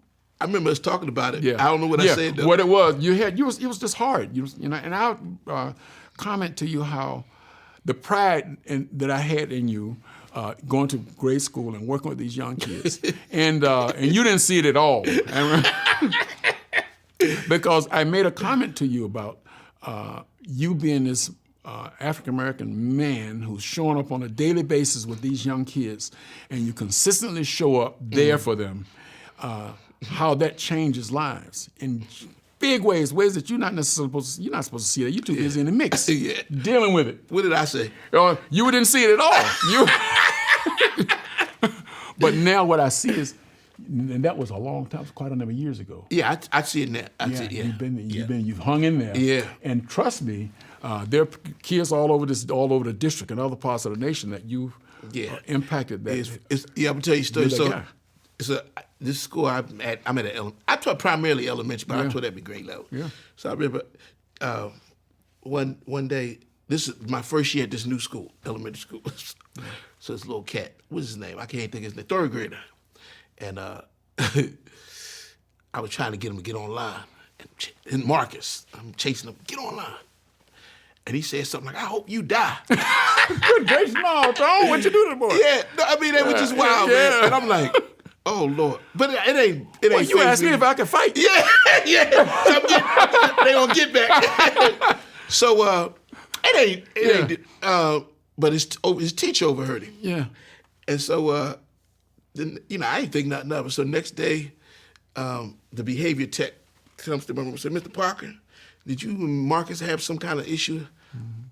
And I said, well, he said something, well, his father is in my room. He wants to speak to you. So I go in there, and his father looks at me and said, you used to be my teacher. They all right? And his son still all right. Look at that. He said, you used to be my teacher. That is wild. Yeah, I get the going on. Yeah, so I said, good gracious, Tom. You've been doing this a long time. You've been in the game a long time, brother. Yeah, so man. I run into those. One time I was coming out my place and going to my car, and this grown man came to me and say, are you Mr. Parker? Yeah. You were my teacher when I was in first grade. And so, It is, man. Yeah, so makes a difference, man. Yeah. When I turned 50, I finally accepted. Yeah, Well, maybe God, yeah. maybe I wanted to be on the road. Sure. I get it. I wanted to be doing my thing, and I think when I turned 50, I said, well, man, they pay me well. I got health insurance. My kids are grown. My health is pretty good. Yeah. Let me ride this thing out. Yeah, you're talking about a life. And I still do. Yeah. I still Sure. play enough Yeah. to keep it together. Yeah, right. But I do want to get to that next level. I still got that thing where stuff is it's like, I wish I could wake up every day and get to it. You've got to be tired when you go home thinking about dealing with youngsters. Are you? I get energy when okay. Because I'm always working on something. Okay, I got you. Yes, Yes, I got you. So I got you. I'm tired, but I just whatever guy got me here to do that is that I got to do this thing that's in my heart. Yeah, I get it. When I get home, I fall asleep working on it. right, I get it. Yeah, but I understand that. Yeah, I got to keep it going, man. So yeah, my girlfriend, she talks about how she don't know where I get the energy from. Yeah. I just so much I'm exhausted. I get home 6 o'clock, 7 o'clock in the evening. I'll eat lunch. Yeah. Then because I don't get to take a break in the afternoon, and I'll go do something until the next thing. But then I have these other things that I'm involved in also. So it's the next thing I know, it's 2 o'clock in the morning. I'm going to bed. Got to get up at 6:30 or 6 o'clock to get to school again. So, but there's a lot of exhaustion involved along the way. Yeah. So I do look forward to having an opportunity to invest more time into this other thing, principally to turn off this other analytical mind of dealing with the students' things and focus on my own stuff. Yeah. But I wanted to touch on you are the artistic director of the Duke Ellington and conductor. Can you believe that? Yeah. And the Smithsonian Jazz Masterworks Orchestra. Yeah.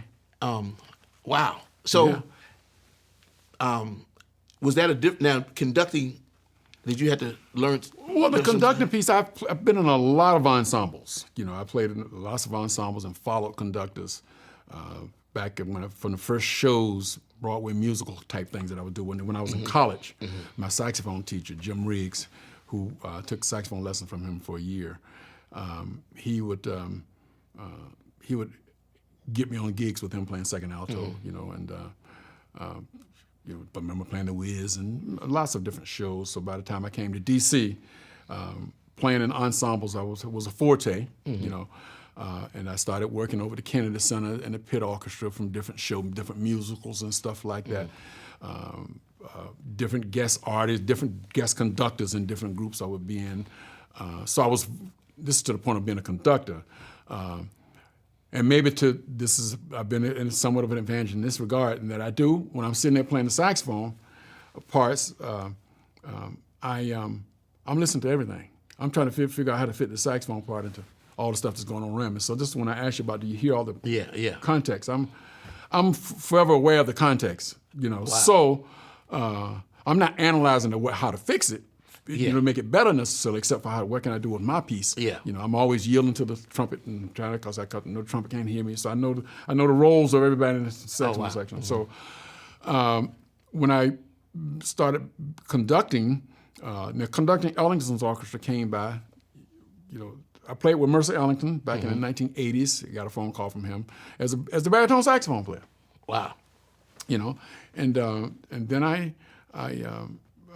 played baritone for 3 years with him, and his lead player, they had something going on that he left the band, and so Mercer asked me to play the lead alto. Mm-hmm. And he knew that I was an alto player because I would have my alto sometimes on the road when we were traveling, playing. He heard me playing it.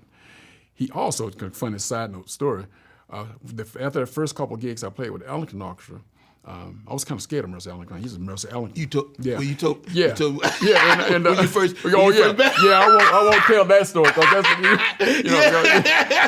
Gotcha. yeah, but Mercer turned out to be a dear. I loved him dearly. Yeah. He and I got along really well. Yeah. After that first little hurdle. Yeah. But I had a bass gig down on Capitol Hill at Hyatt Regency down on New Jersey Avenue, and playing a brunch gig along with a cat named Robert Red and a guy named, I forget who else was on that gig. But anyway, we played this brunch, and a guy comes in, and he looked familiar, and it turns out to be Mercer Ellington, and but I wasn't sure because I know him from New York, you know, and he walks over to where the band's playing, just stands there, stares at me for a little while, makes me very uncomfortable. I think that's Mr. Ellington, and then he walks away, and so when we took a break, I went into the little dining area, snuck around and peeped around the corner to see, what's that, Mr. Ellington? I'm not so sure. And then I went in, so I said, that's got to be him. So I introduced him. He said, Charlie, yeah, like that. Fast forward, we're in Japan on a gig. I'm playing baritone sax, and the bass player can't get into the country. So Mercer asked me to play bass with the Ellington Orchestra for a week. Wow. And he said, can you handle bass parts? Because he had heard me play the bass. Uh-huh. And so I played bass with the Ellington Orchestra. And after I did that, I could do no wrong for Mercer Ellington. Wow. He would take my wife on the road, pay for everything. Really? Beautiful. And had keys to his apartment. I mean, it's just great. So when he eventually passes in 96, Barry Hall, the trumpet player who Duke hired, Barry turned out to be one of my best friends. He's gone now. But Barry got infirm through some medical things, and I eventually started conducting. Paul Ellington, obviously, was the owner of the group, and he conducted for some time, but he went back to film school. And so I wound up conducting the orchestra. And so for me to conduct Duke Ellington's orchestra really was a function of us just simply counting the tempos off and standing there. We already had a routine. Yeah. So but there's not a lot of real conducting had to take place. The conducting part, and having to make these kind of decisions about what the programs will be for the evening, started to evolve in a big way once when I started working with the Smithsonian, where we had access to so much of Duke Ellington's music. Gotcha. Now I can bring some Duke Ellington's music from the Smithsonian and introduce some things back into the orchestra that the orchestra had not played before, hadn't played since Duke played them back in the 50s or the 40s. Wow. So with that now, I'm bringing in, when we get to gigs, we have a sound check. Usually there's no real rehearsal. You get in and have an hour sound check, and then you take a dinner break, and then you do the concert. Doing those sound checks, what I would do is I started bringing in stuff that the band hadn't played.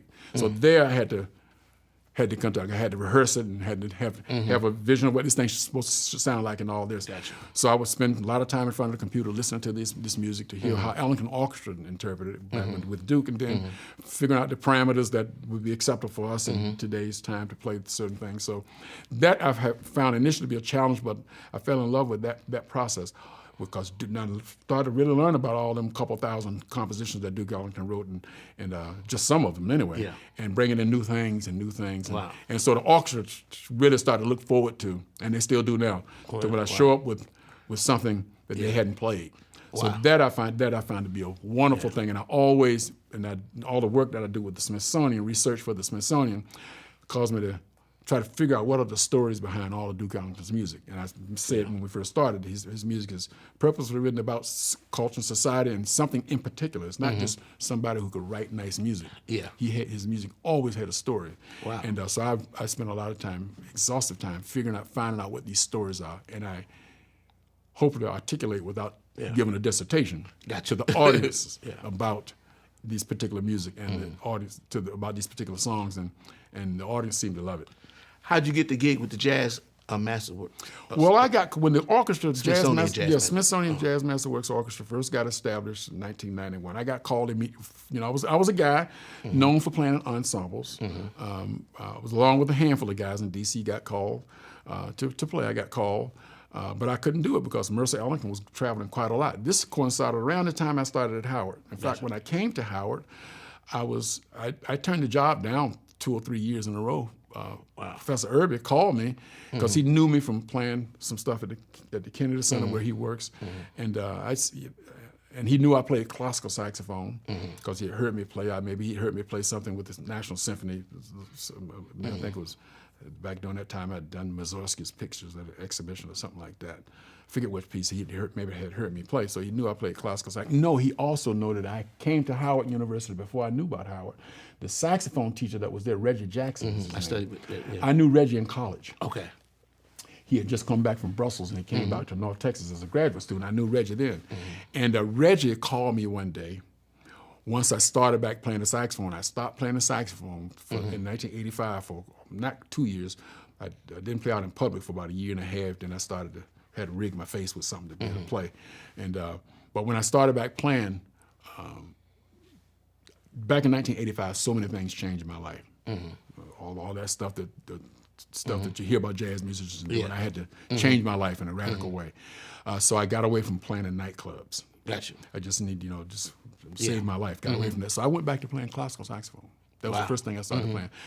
When I started playing with Ellington Orchestra, I played baritone. I could separate that because I'm playing baritone, basically reading parts in the big band. But my time has been spent playing classical saxophone. And that coincided with Reggie Jackson calling me one day and asked me if I'd come to Howard University and do a recital. That was in 1988. 1988, I did a classical recital. That's where Fred Herbie heard me play the classical saxophone.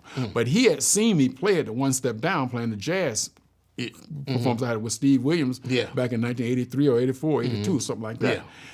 And then he had seen me play with the Kennedy Center Orchestra, so he knew I had these varying, at least some level of ability to do this. So he thought I would be an ideal fit for coming to Howard with people who trying to get a much more broad-based saxophone approach. So that's when I came to Howard during that time, and then working with the Ellington Orchestra and traveling a lot during that time playing the baritone. I had to tell the Smithsonian no, I couldn't come and play. Wow. I told them no the next year, and eventually in 1995 or something like that, it was James Zimmerman had called me multiple times because he was the executive producer, and I finally had time and I could do it. Wow. And so I got called to play lead alto, and back during that time they were bringing a lot of players from different places. Who was conducting? David. Okay. Yeah, David Baker was conducting. Okay. Gunther had just left. Yeah. At that time, because David and Gunther Schuller were the conductors. So I started playing alto, and it was, and it just turned out. And then you ultimately start conducting. Yeah, I started. How did that happen? What happened was traveling with David and in the orchestra, different places. David was a very busy guy. He would get all kinds of masterclass opportunities and things like that. So he would, from time to time, have me to participate with him, or me do a master class while he's doing something in another room in the building or something like that. And I think it really showed itself when he asked me, when we went to Egypt. Okay. When we went to Egypt, David and I went off to do, at the international school over there in Cairo, we went off to do a clinic. And David had a chance to see me, as well as some of the Smithsonian executives had a chance to see me in a role educating students. Gotcha. And doing a master class and clinic and those kinds of things through the course of that day. This is separate from the concert that we did either that night or the next days. And so whenever David couldn't, after that, that was what, 2009 or 8 or something like that? 2008. Something like that, yeah. So anytime after that time, when David could not be there to conduct the jazz orchestra, which was very infrequently, the executive folks would ask me to by that time, Ken Kimmerer had become the executive producer some years before that. He would ask me to fill in for David. Gotcha. Like that. So as it turns out, I saw what the routine was. I didn't know that the executive producer followed so closely to whatever the Smithsonian's mission was in the institution. And so I had to figure out exactly how do I do this job. I could always come up with a nice jazz concert. Yeah. But it's something different than that, and it has to line up with the mission of the institution, telling America's story. So once I started to figure, setting in some of the meetings, and I had to come up with whatever kind of cool stories I want to tell and use jazz to tell that story. Sitting in some of the executive meetings with the non-musicians over there at this institution, making certain pitches early on. They saw that I had a knack for this thing, but I found it to be initially very hard because now I got to do a lot of research. I mean, now I come up with these cool ideas. I got to see you do your thing, man, when we did the tour. I said, you had to engage the audience. I said, okay. I had to come in now. I come up with these great ideas. Now I got to be able to speak about them in television. So, but I will say I've as hard as it's been, I've learned so much, Tone, about the history of this music. Not only the history of the music, but just who we are as people. Yeah. And all these little stories that, your next door neighbor, if you sit and listen, your next door neighbor has the most fascinating story. Wow. That is equal to Sonny Rollins or equal to Bird, anybody. If you sit and listen to them and listen. And so to tell these stories, so I try to find amongst all these humans and these stories that are available to me to see how can I, how does this story line up with the Smithsonian's mission now for this 5 years or this year, and how can I tell an interesting story around that? So when you said you said you retired. Yeah. Okay. Yeah. Are you going to continue to work? Well, right now we have the Smithsonian we had a little lull of activity because there's a change of command at the Smithsonian Institution right now. Through a retirement of a very important person over there, that's to the Smithsonian Masterworks Orchestra. But they seem to have finally gotten things in place where our first program will start in December. Okay. And that program is going to be dealing with the role of the music in the military services. Gotcha. And I'll eventually get to jazz. I'll go back to 1797 with the militia band, even before that, but eventually get to James Reese Europe, turn of the 20th century, and his influence in jazz and so many things, and we'll tell that story. So we'll come up with these different stories. We'll also do one with the jazz and the Cotton Club, the story of the Cotton Club. Folks don't know that Jack Johnson used to own that place, and before the Boxer. Before there's a big story about that particular place, and not just all the jazz bands that got this started in there, but there's a cool story behind the Cotton Club. So we'll talk about that. So this is doing with the Pullman Porters. We got another program dealing with Pullman Porters. I got two more questions. Yep. First question I wanted to ask you: concepts about lead alto and with lead. Do you have any that you share with a lead alto? Because I've sat next to you, man, and I just learned so much just sitting next to you. But of how to lead a saxophone section. So just for a saxophone. Well, first thing would be make sure I know that music. Make sure you know the music. Know the music. Gotcha. Make sure I know my part. Don't come in fumbling over my part. Gotcha. Even if it's something that's handed out for the first time, if I falter, I don't show up. You cannot show up the next day faltering. Gotcha. It just can't happen.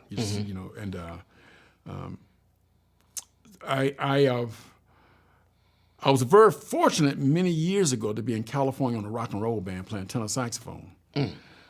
Through circumstances lined up, I got a chance to meet Marshall Royal and go to Marshall Royal, lead alto player with Count Basie's Orchestra, to go to his home and sit with him. Really? Yeah. Wow. He played his saxophone, just he and I in his living room, him playing. And I recorded it. He let me I had a little cassette tape machine, recorded it, and listened to him talking about lead alto and certain things that he would say. that were important. He said the job of the lead alto is really to hold every style, establish a style, but even more than that, keep everybody else together. You know, and he talked about these things in different orders of things. So with that, what am I saying is lead alto, understanding the music, understanding the period. You know, if it is a repertoire orchestra, if you're going to be a repertoire orchestra, you're reproducing something that's historical. So I need to understand the culture of well, maybe that's getting a little bit more deep than we need to go into, but why did let's say Marshall Royal play his kind of way? Why did you don't have to know that part, but why did Johnny Hodges play the way that he played? You know, but then why did Marcel Mule, the classical saxophone, play the way he played? Something about culture, an era that informs that. So understanding those things, understanding lead alto, what is that? Who are the primary ones to establish that sound? And listen to their music. With the computer, boy, you can sit and dissect it. Now, do I have to play like that? No, I can make some choices on my own. And history will let you know, will determine whether it was of any importance or not. Do you mimic someone else? So I think understanding that history, and understanding how when I'm sitting there playing, what is the sound? Where am I placing this sound? In what environment am I putting this sound? And my ability to do that and success of that is evolved. And I think it's different today than it was, let's say, back in the 90s. How I placed the voice, of the thing. Understanding vibrato. If you're playing Stan Kenton, there's no vibrato. If you understand, unless you're playing a solo. If you're playing Basie, noted on unisons, there's no vibrato. On Ellington, there is vibrato. Wow. Knowing these as a lead player, understanding these things, and being able to communicate that. Wow. I know in my saxophone case, I have 5 pencils, more than that, just in case one of the guys in the section don't have a pencil. Playing lead alto, got to show up on time, set an example. Just the things that are non-musical things. Be confident in what I'm doing. Also, be able to know when I need to listen to the lead trumpet player. Gotcha. I need to listen to that guy behind me.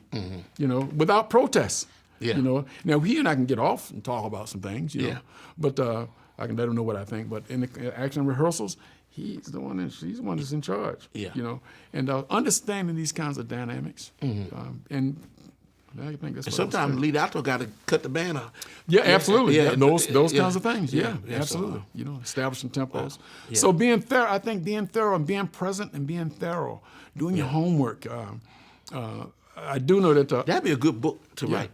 You got to do your homework. Those subtle things like that. Yeah. To inform cats. Yeah, it's interesting it's so different sitting in a section and being the leader. Because when you're the leader, you got all this other stuff that you got swimming through your brain simultaneously while everybody else back in the green room telling jokes, this is why many artists don't want to engage with other people before they walk out on the stage. Because they're trying to go to that place. And they have this other thing and whereas everybody yucking it up, and they got to do this other thing. At the very least, remember in the jazz setting, remember all the daggone players' names in the spot. That might seem like a nothing, but you got 3,000 people in front of you, and your brain's thinking about the tempo of that song, and sometimes it's a lot. Wow. Final question. Yep. Out of all these experiences, you traveled around the world, played. Is there one experience that really, say, wow, like that makes you? It was being on that airplane. I mentioned this place already. Flying over when you see the pyramids down below. Oh wow, yeah. That was altering.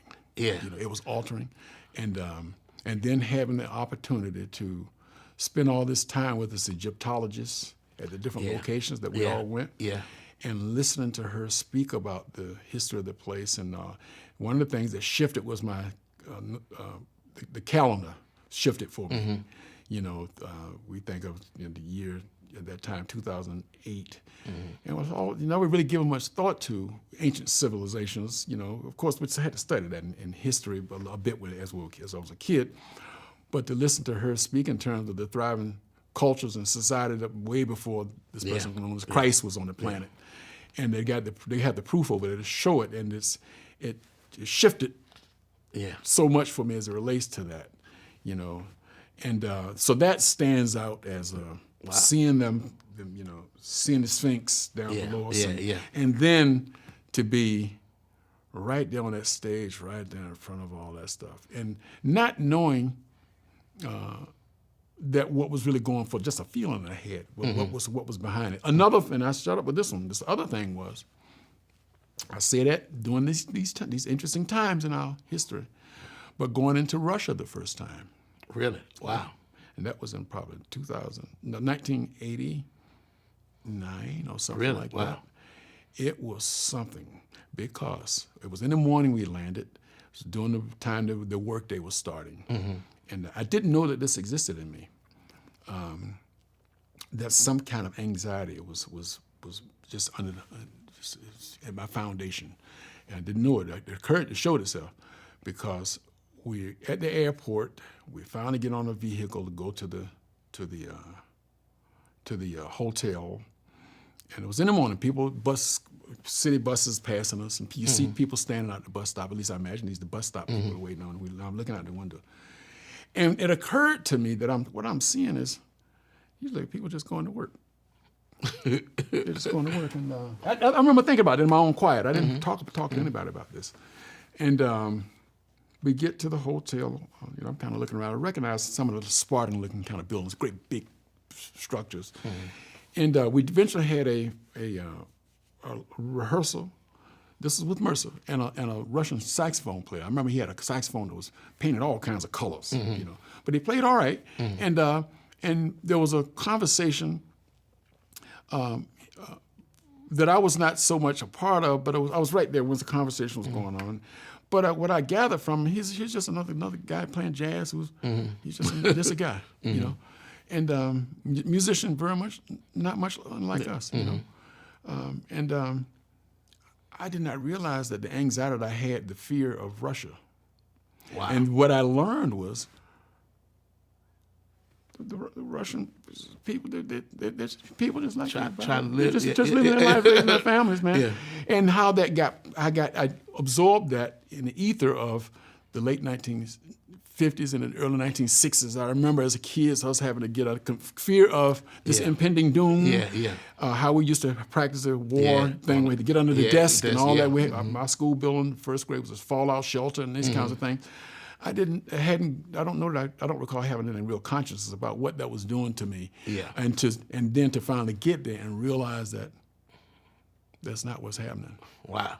That's not what's happening. These are just people, and politics probably doesn't. In fact, I did hear this Russian saxophone player say that.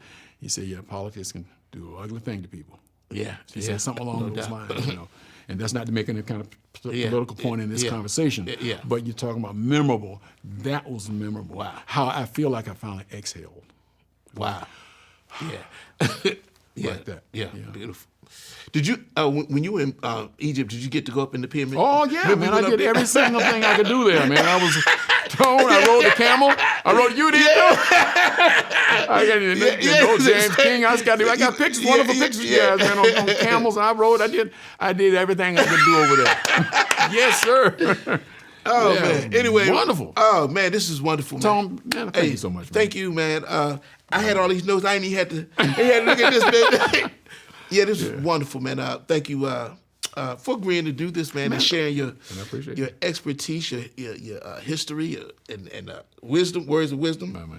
And I know this is going to help a bunch of people, like it's helped me all my, since I've known you. So thanks again. Thanks, Tom. And have some fun. You going to get a horseback ride? Yeah, absolutely. All right. Well, there it is. You're listening to Professor Charlie Young, my saxophone teacher, right here on A Conversation in Jazz. And we'll see you on the next one.